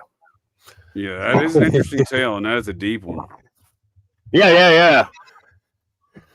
But no, I mean, even that too, like, you know, it's not that hard to see that it might be a direct lineage, because if you look at the Satru, the dirt tree of life with the nine spheres, right? The Sephiroths of the Kabbalah with the 10 of them, right? So, I mean, it's not that hard to think that they possibly come from the same root past, right? Oh, dude, we're all subjected to an ancient alien cargo cult that bifurcated and split millennia ago and has continued to do so ever since then. And they manifest in various capacities in our modern era, namely through thelemic offshoots of the OTO, like the process, like Scientology, similar to Mormonism, same. So we see all these motherfuckers coalescing and doing some really fucking weird shit because, you know, as I heard in a song one time, these ancient alien cargo cultists haunt the moon's pale beam, sir. And can I just point out that you and I one day, I don't know if we can do it at all on YouTube, but you and I one day should break down that movie that I shared with you, that 30-minute movie. I don't know if you got a chance to watch it yet. Are you in my brain hole, sir? That ninjas from outer space, but the hey and the ninjas are a different word. Well, I'm going to start doing some full film breakdowns while I watch them and break them down on the Rumbles, because you can't do that over here. But I will put that. That movie we can't do on the air anyways, because even just showing the title will get you kicked off, right? You can't. Yeah, you can't do anything on here. But I'll have my Muppets contact your Muppets, sir. With some international Muppet agreements involved here. So when I was saying the Gideon Network before, I meant Grid Compass Network. So this is an actual spook network, and that would have been able to communicate with the banking network in ARPANET back in 1985. Yeah. Now on top of that too, if you look into it. Hold on, let me just close out this point, sir. So this would have been the device that Jack ostensibly had in Eastern Bloc Russia, right? It seems pretty futuristic for the time, but yeah. No, I would disagree with that, because I think if you look up, he said he had the clamshell terminal, right? So that's the ADM-34, I think it is. Oh, so you're saying it's a different the ADM. But... So it's Alpha, Delta, Mike, and then 3, and I think it's A or 4, one of those two. So that's the specifically the clamshell. So if you're if you look into that shit, that's what he would have had. Yeah, I'm looking for it right now. So, but this is ADM-3A. Right, so that's the one he would have had when he said a clamshell terminal. Hold on, sir. What do you got for me? It's ADM Alpha Delta Mike -3 Alpha. I got you. I put 3. So it's very similar. I don't disagree with you. I'm just saying that this thing would not have communicated with that system. Oh yeah. So with that system, it probably would have actually. No, I'm saying I was looking at how that this all ran on ARPA network. So no one really, I don't know. This is a bit. I only started looking. I'm familiar with the ARPA stuff. When I started looking into this banking terminals and how they were communicating like they were in the film, I came across this grid network, and it was used by spook operations, and in which it was based upon the ARPANET framework though. So it all operated in ARPANET. So ultimately speaking, they could have communicated as a result of that. And so even if you think about the whole process, what was her job? That she would take international transfers, enter them, and then complete them, right? So again, too, that's all fair. Yeah.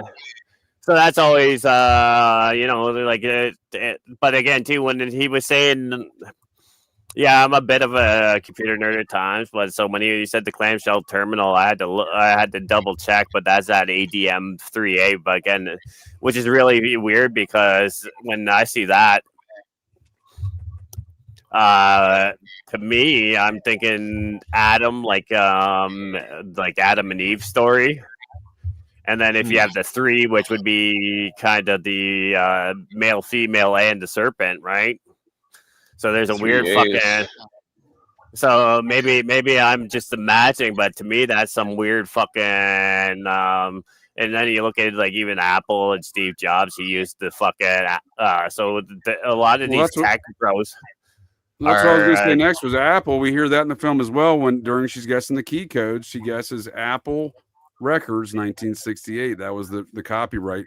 Apple Records is the Beatles. That's the process. Fucking album. Process. Well, I was talking about Apple computers. They have the bitten Apple, right? So a lot of these tech bros all think that they're bringing the next fucking the next evolution of man, right? Where do you think the Beatles and the Stones got the publishing company name Apple Records? Well, they're before they're ushering in new man, right? Yeah, so you're spot on. So we see what's interesting also, there's a character I saw some, I don't know if it was random references to Diddy in the chat earlier, but we see a Processian who's the owner of the Indica Lounge there in the London, there in the Mayfair district there in the early and mid 60s, where a fellow by the name of Peter Asher, he's a major Hollywood music executive and Muppet. He was a Processian. His sister dated Paul McCartney, not Paul McCartney. John met Yoko at the Processian Indica Lounge there. Peter Asher, who later came to America with the Process and became a major figure in Hollywood music as an executive and is deeply connected to the Diddy scandal. His first cousin, was a founding member of the Process, and she recently passed there in Kanab, Utah. Can I point out, though, too, when you brought up Mayfair, so first thing my head goes to, obviously, is Pilgrim Society, which is the Rockefellers' version of the Milner Roundtables, or the Rhodes Roundtables prior to CFR. If I'm not mistaken, sir, I believe the MI6 and the Pilgrim Society are both located there in the Mayfair district and around it. Probably. Well, for example, John Lennon's buddy, folk singer, whose name is escaping me at the moment. Peter, I stayed at the Fairmont Montreal where he wrote Imagine. They still have that room. Henry Nielsen's apartment, and there in the Mayfair district is where Mama Cass, the Processian, and the drummer for the Choked on a Sandwich. Well, that's what they claim, right? But was it's it the same place. It's the same place. It's the same apartment, I believe, 3 years apart, where Mama Cass and Keith Moon die. So that is the place where she choked on a sandwich. But well, allegedly. And I brought up a screenshot. And hold on, sir. And MI6 is across the street. Yeah. Interesting. I was gonna say, I actually stayed at the Fairmont Montreal where John Lennon and Yoko hid in that room and allegedly wrote the song "Imagine." Oh, and it's kind of funny too being. because it's kind of funny though too because like even like the room that they stayed in, it's not even like one of the fucking suites of the place. It's just like a standard room on it because they have it all fucking marked off and everything. It's like they were they're just fucking chilling. And wasn't that also too, if I'm not mistaken, that was all at the same time around the FLQ, if I'm not mistaken. But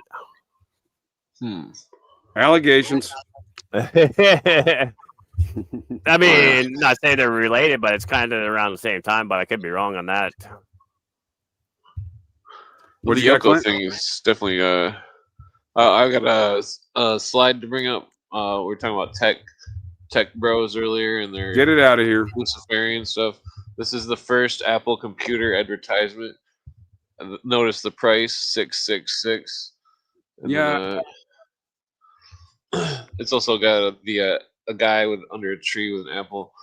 But the bit in Apple though does I think preclude to the Luciferianism of the secular humanists, transhumanists. Well, yeah, it's the same belief system. You often point out that man believes they're above God. The secular humanism, same shit. Yeah, they think they're God. They want to bring us all back to Eden. No, they don't think they're gods, or they think they're above God. Well, they think they that want to replace God. Christians. They transcend God, sir. They have better ideas than that. They'd like to smell their own farts. This is with folks like Michael Aquino. He would fall in that department. Oh yeah. Well, but the idea of the apple from the Garden of Eden, all the Satanists always quote that thing about the good and evil and the fruit of the tree, and so it all makes sense that they would promote the basically the overflow of sexuality through the internet and the computers to create this Crowley's wet dream, basically. Well, I mean, for sure, dude. I mean, it's the best way to degrade society and perpetrate their values on society is to do so in a Psyops to Mind War fashion, Muppet Mikey Kino style. You know, he's one of Bill Colby squares. Yeah, I speculate. He's using every form of media possible in which to blast your ear holes and face holes with the same false message over and over again until it becomes believable, until folks just buy into it and say, "Oh shit, yeah, dude, I will take some of that burger. There's a burger element to all this. I'll take a burger element. And give me that shot, dude." You see what I'm saying? Like, we're to a point in our society where we're generations deep in some of this fucking Muppet foolery here, dude, with these psychological operations and these unintelligent agencies. Yeah, there's been a real effect here, man.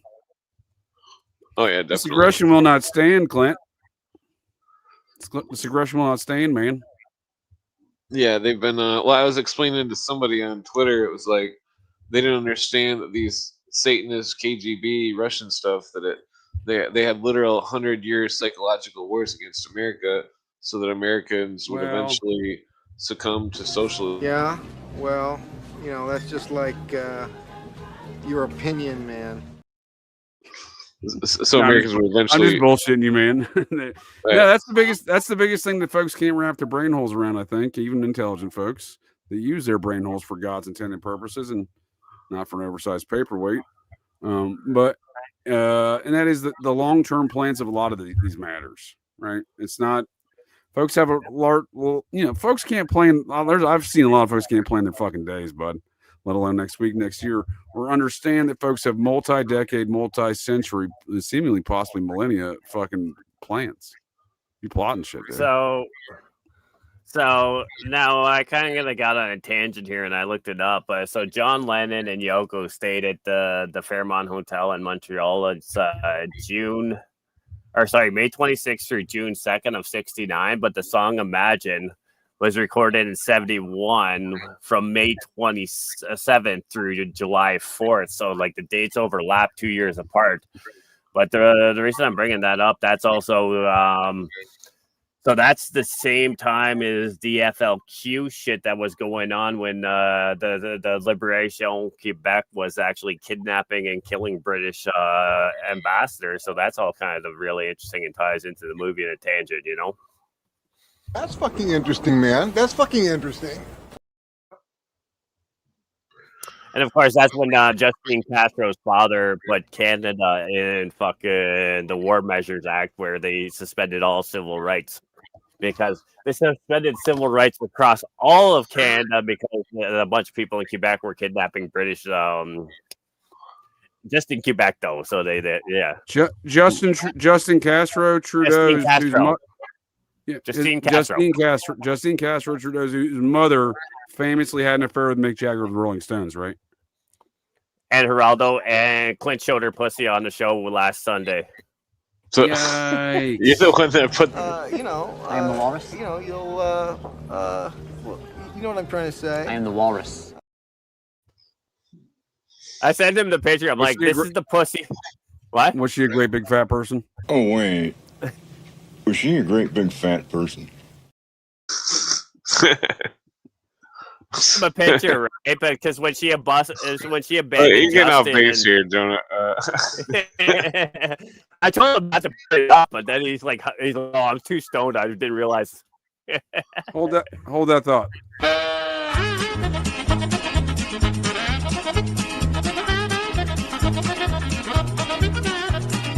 Right. Kick ass. Well, don't want to sound like a dick or nothing, but it says on your chart that you're fucked up.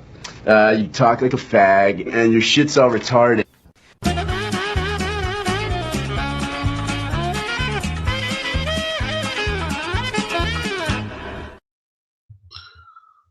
Turns out my shit's all retarded. I talk like a fag. That's what Doctor told me, Dr. Lexus. So, Where the fuck did you get that video of me?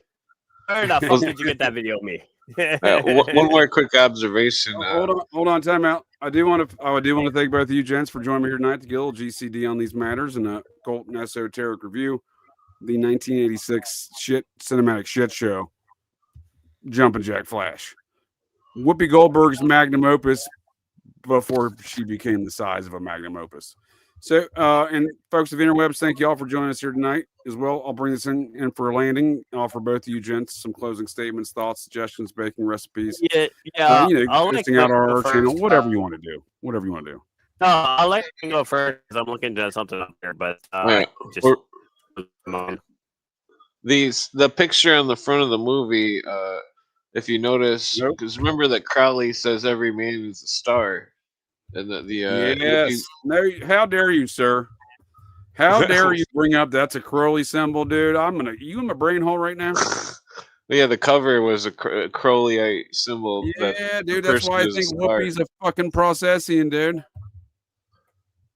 Yeah, it's definitely the idea of it's interesting what's going on with the symbolisms, possibly the movie at the end, think about it. It always seems like they always put the person in some sort of role in a movie that each role seems to connect in weird ways through the actor's career. You know what I mean?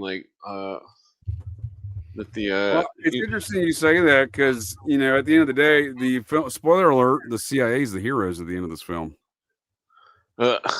Yeah.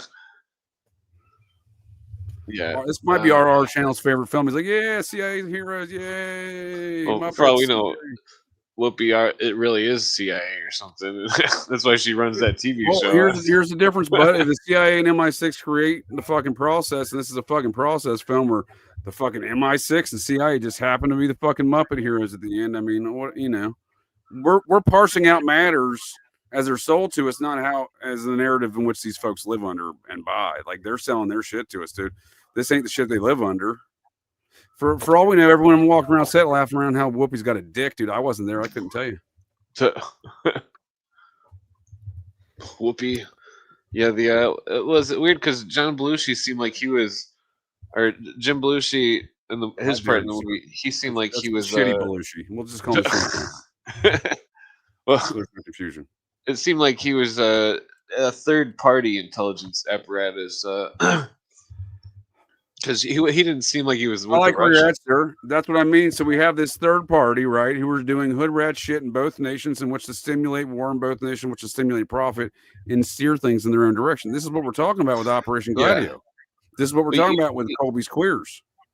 Oh, yeah. Well, usually you can tell which intelligence organization they're a member of based on what caliber weapon they use. Objection, sir. Let's be honest, unintelligent agencies, because they're not fucking.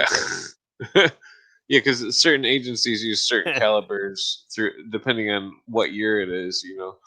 Like they used to use like 26 caliber for the FBI or some shit. Yeah, they're all 32 Muppet. caliber. I think 17 caliber was a British round. I think. You Muppet. Yeah. I'm sorry. Go ahead, sir. I was lost in Muppet World. What were you saying? Well, they had just talking about the different calibers, different agencies. It's interesting because the Russians, even at that time, before that time, they had a method of whacking somebody where they would shoot a tiny ball of that had a wax in it, but inside the wax was poison, and when the ball went into your skin, it was the wax would melt and release the poison, and that it's. Sir, these are unfounded allegations. I'm not going to have you sit here and besmirch our channel as friends at Langley. There's Muppets at Langley. I'm just kidding. Go ahead. What were you saying? Death darts? Is that what you're saying? Yeah, that was a KGB method because the Russians typically use primitive methods of espionage and stuff. And let's be honest, the Russians do a lot of things a lot better than America does in regards to a lot of things regarding, let's say, production of things. Like you're saying, they do the basic shit, right, dude? They do, man. They can do it very well. Like if you take the AK-47 and compare it to it, don't get me wrong, an M16, or more specifically a GU-5P, the predecessor to the M4, which was a smaller M16, is basically, I like to call it my lightsaber. I'll fuck some shit up, but an AK-47, is very superior in many regards. It's much like Star Trek: The Next Generation. In many regards, it's original, but will never be as. Well, I mean, it won't break down, right? No, dude, it's so simple, dude. You get dirt in an M4, dude. That shit will jam up all fucking day, dude. Yeah, an AK-47 you throw the AK-47 or even the 74. You throw it in the mud and dig it up fucking 30 years later, dude. It still fucking works. Exactly, dude. And did you see America? Again, I love America. Don't get me wrong here. And I'm not promoting fucking communism or the KGB or nothing. I'm just saying they got some. I'm happy to call some balls and strikes as, call shit's how it sees them there. They obviously have a lot of things they're doing better. We could probably learn some shit from, and instead of making a bunch of clunky nonsense. So, for example, America's solution to the AK-47. Well, let's be honest. Hold on, sir. Wait 1 second. The Afghan wars, they said, these fucking got to get AK-47s. We're getting shot at over here, and said, let's develop a new weapon system. How about you guys just go buy some fucking AK-47s to fight AK-47s? Like, no, let's get some billions of dollars behind this new system. We'll call it the Scar Heavy and the Scar Light. This is the biggest piece of shit I've ever fired in my entire life. It's not only is it bulky, not only is it just fucking bullshit, dude. Like you're saying, you can get it dirty in an AK-47 in the mud and it'll still fire. This motherfucker's not doing anything for it except for being a very oversized paperweight.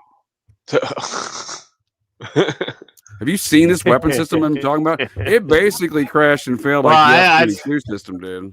For the flights, dude. Well, didn't they just pull it? So actually, as of just like on the 31st, I think was the last production. I seen that through that Colin War shit on YouTube. They just finally did their final run of production of it. So if it's not, if you haven't purchased it, it's not on the shelf. You haven't purchased it, you won't be able to get it in like a year. Yeah. No, I mean, like. If you got a million viewers for a gun channel on the fucking YouTube, MK Google, you're definitely sponsored by an agency. Well, plus he never talks about certain laws. Well, did you know he's an attorney? Yeah, Just so saying. he claims he He's a Muppet of the Bar Association. If you're an attorney, a licensed attorney, you have to be in compliance with the Bar Association. They're a bunch of communists, anti-liberty, anti-American fucking Muppets. Oh, Don't care for any of them, but necessarily. Anyhow, so yeah, dude, that's the FN SCAR is that solution. And I assure you, I have used that weapon system. I put out a fucking clinic with that weapon system down at Herbert Field in front of with some special operations fellows who thought, I was just a Muppet. They're like, this guy looks like a Muppet. Maybe he wants to go fire on the range. And I went ahead and put on a clinic for him. And I'm not gonna lie to you, I put some rounds to that thing, numerous occasions, not just that time. It's a piece of shit. I would not recommend that weapon system to anyone. And once again, in America's fucking ignorance, we're like, let's go put billions of dollars behind something. We'll solve it with that. And meanwhile, I'm not advocating Russia, the KGB, or none of this other fucking commie nonsense. But we should learn lessons where lessons have been learned. And when they make some fucking machinery as simple as the AK-47 that does as much shit as it does, and we spend billions of dollars in a resolution to fucking combat it, as opposed to just going. I literally said this in a fucking meeting. How about we just go buy some AK-47s? You thought I invented the wheel with that statement. Anyhow. Oh yeah. Well, I'd probably want something with a long range round, like the HK 375. You're getting that with the FN with the fucking FN SCAR here, dude. It's 7.62 by 51. That's a NATO round, dude. That's the same thing as your M60s, your 240 Bravos, that kind of thing. It's a very similar round to the AK-47 round. When you're talking all this shit, though. Talking a burger element to all this. When you're talking all this shit, I will just point out that I find this very suspicious. But I was gonna say, I find it very suspicious that Canada, we can't fucking put any military together at all. But then you get the fucking JTF2, and like 5 of the top fucking 7 long distance sniper shots are all fucking Canadians, right? I don't believe that shit. Oh no! They put like fucking 4 Ukrainians on there in the last 3 years, just to fucking like the one Ukrainian allegedly shot like 5,000 meters. We're like, get that fuck out of here! A fucking 5-kilometer kill. But while Clint was talking, and then fucking, of course, my Google Maps isn't pulling up. So JJ, while I'm just running my mouth, if you're kind enough and you're is working, can you just pull up a map of where fucking the planet is in NYC? What happened, sir? What's that? What happened, sir?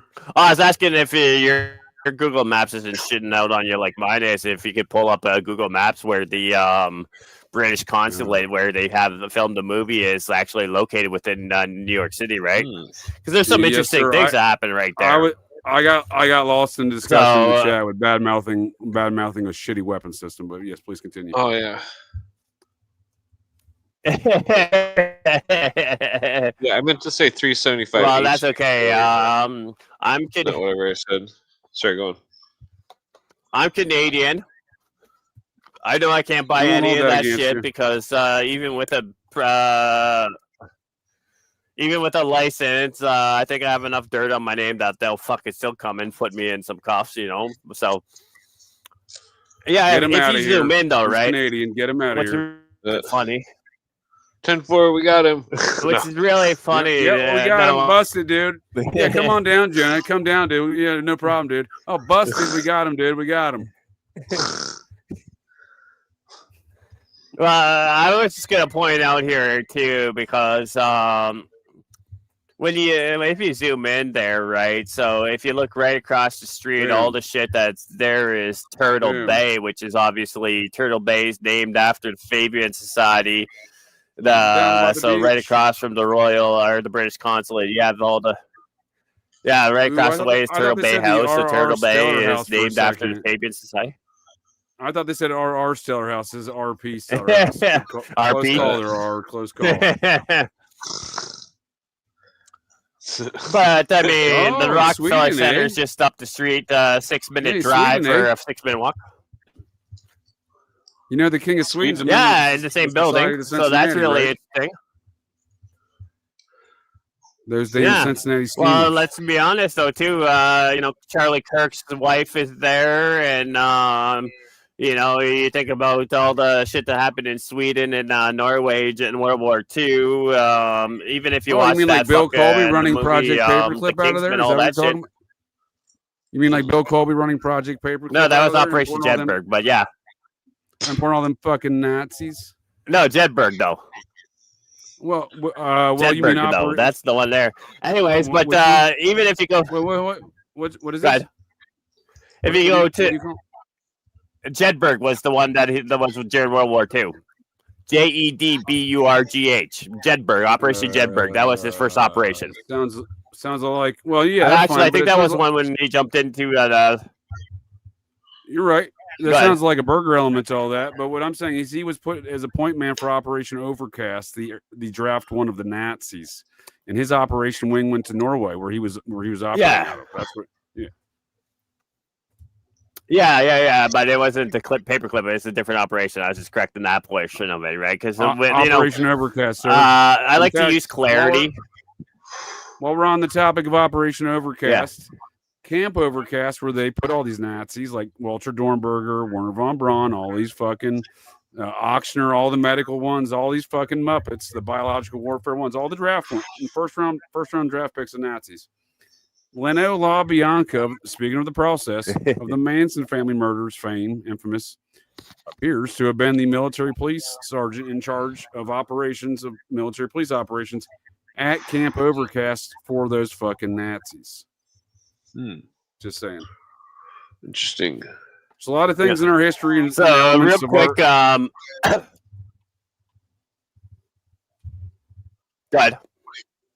No, I'm just saying a lot of things were sold as propaganda, dude. A lot of this shit is all these people fucking know each other, man.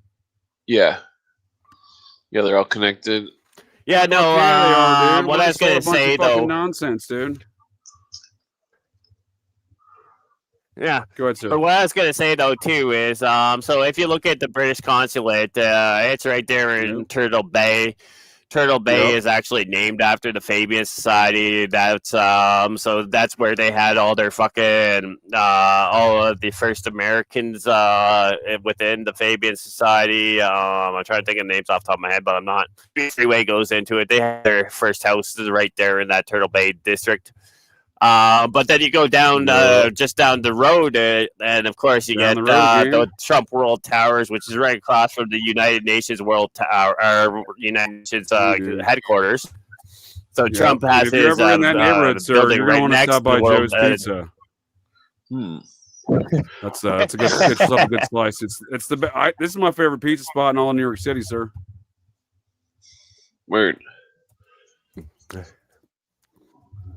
Yeah, I don't think first off, I don't have a passport, so I think we'll ship it to you. International, Trump World Tower, the one where Bill Gates. How about we FedEx it to It's you? the one right where Gil Bates has his. After Russia and China invade, it's the one right where Gil Bates has his. But I mean, so. The British consulate's right there, right? It's also where the Fabian Society is set up right across the street from it. So that's interesting, to say the least. Now, we can also talk about the member of the Fabian Society. I forget his name, but he had actually at Westminster Abbey, so where they do all the kings and queens. So he actually had his, the funeral there. But you also have they did kind of feature the British consulate, right? Yup. So it's right. I mean, too, it's right next to the United Nations. It's right next to the Rockefeller Center too. Obviously, the Rockefeller into the Anglo-American establishment because John D. Sr. actually made his way to Cecil Rhodes' funeral in Rhodesia. Just saying, back in the day when he had to get on a steamer to get there. And since they do talk a lot about the Anglo-American in this, anyone who has not read Carol Quigley's Anglo-American Establishment, first off, what the fuck is wrong with you? Second off, again, that's Carol Quigley's Anglo-American establishment. Second off, sir, let's recognize that man he's bragging about this shit, right? That's what that's about. He's not like outing it. He's like, yeah, we love this shit, dude. We're Muppets. Yeah. Yeah, but Anglo-American isn't that where he Muppets. also allegedly got killed because the one? No, he was the historian for the CFR. Of course, John J. McCloy was the president for the CFR. Again, doing some throwbacks because it seems like you and I are the only one who knows who John J. McCloy are. Well, I know who it is, dude. I'm not Jamie, dude. I don't give a fuck what bank he's in charge of, dude. He was connected. McCloy was connected with Kissinger as well. Look, here's the deal, bud. If you ever find yourself at the British real consulate, quick, a Ellie, major hold on, sir, 1 second. A major scene in this film. Get yourself on the 4 or the 6 train for $2.90 and go southbound here. Find yourself in McSorley's Old Ale House. This is where you're going to want to go here. Check this place. There's definitely a burger element to all of this. But my other thing to throw in about the movie too, when she's kind of when she's falling on the roof because she's trying to jump into the tape room, like the 1986 tapes weren't really the fucking thing, anyways. You know, so like why are they running tapes? You know.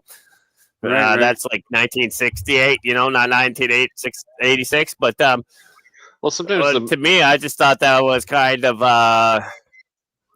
what? Well, sometimes those sometimes the intelligence stuff they got old school techniques because it's more secure, possibly. Plus everything's ran by communists, so you know that everybody's cheap as hell. They're not gonna buy new equipment. It's a solid point. That's but what I was going to say though too. What I was thinking of.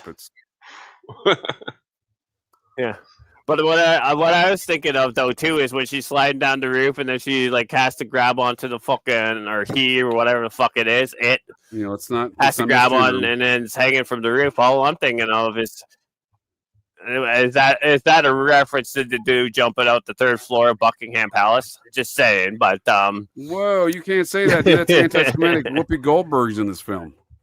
That's quite a.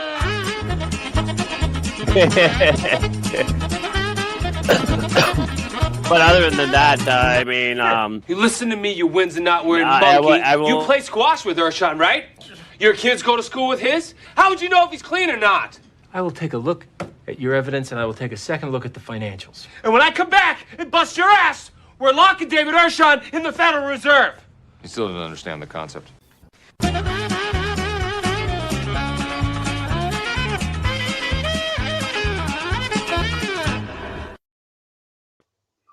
Hey, let's lock these Muppets in the Federal Reserve. There's no gold there, so. No, the Federal Reserve ain't shit. I'm telling you. Okay. No, Federal Reserve is not shit. I'm telling you, JJ, we got to do a show on the Financial Stability Board, the XDRs, the SDRs. Dude, Mark Wahlberg saved America I'll from the address the chat 9/11 first attack. off. He's gonna tell us we're gonna lock people up there, dude. Wahlberg. But I'll address the chat. First off, Ellie, I don't. I'm not addressing the Lincoln Park shit because I don't give a fuck about John Podesta's son. And Gerald, PBR iced teas today, not the monster drinks. Let's bring this in for a closing. Jens, do you have any final thoughts on tonight's the film and or anything else here? Wait, me or him? Lincoln Park, Chester Bennington is John Podesta's son. I'll second that. And Clint, I'm addressing the chat. John Podesta's son. I'm super blacklisted on YouTube and Twitter, so follow me. Whoa, dude, podcast. You can't say that, dude. That's anti-Semitic whooping in this film. You're colorless. Oh yeah, but that's pretty much it. It's definitely a communist thing to do, blacklist people, isn't it? So all these suggestions. Oh, we did all this to fight communism. Why the fuck am I surrounded by fucking communists? Happy November. Happy November. Whatever you do this month, don't feed the cold. You're in West Virginia, just outside of Washington, D.C. Why? Don't take the bait. Don't play with fire, but burn whatever bridges you need to burn. Thank you, folks of the interwebs, for joining us here tonight to get a little GCD. Thank both of you, gents, and Julia, the Cosmic Peach, as well. Appreciate your all time, conversation, your brain holes here on these topics. And for National Security November, tune in next week. You gents will both be joining me as well, I believe, for Clear and Present Dangers. Yeah. Oh yeah. Last note here, folks on the interwebs. And we're gonna have to hit up the Hezbollah Inc. video again too. You know it, sir. So, folks on the interwebs here tomorrow night, Operation GCD Thursdays, Satanic Nazi Double Features. Also, in addition to that, there's thousands of Americans out there. By the way, I've been shot with a laser beam twice. Watch your six. Stay vigilant, folks. Sadly, they got Ted. They got him twice. Well, that's it. That's the show here, folks. So the next time you're out on the town, visiting your local watering holes, or perhaps just meandering around, and you hear the unmistakable sounds of metal clanking, and you spot signs of a disturbance, but check your six. Look in that garbage can, because you never can tell. The GCDs may be loose in your town.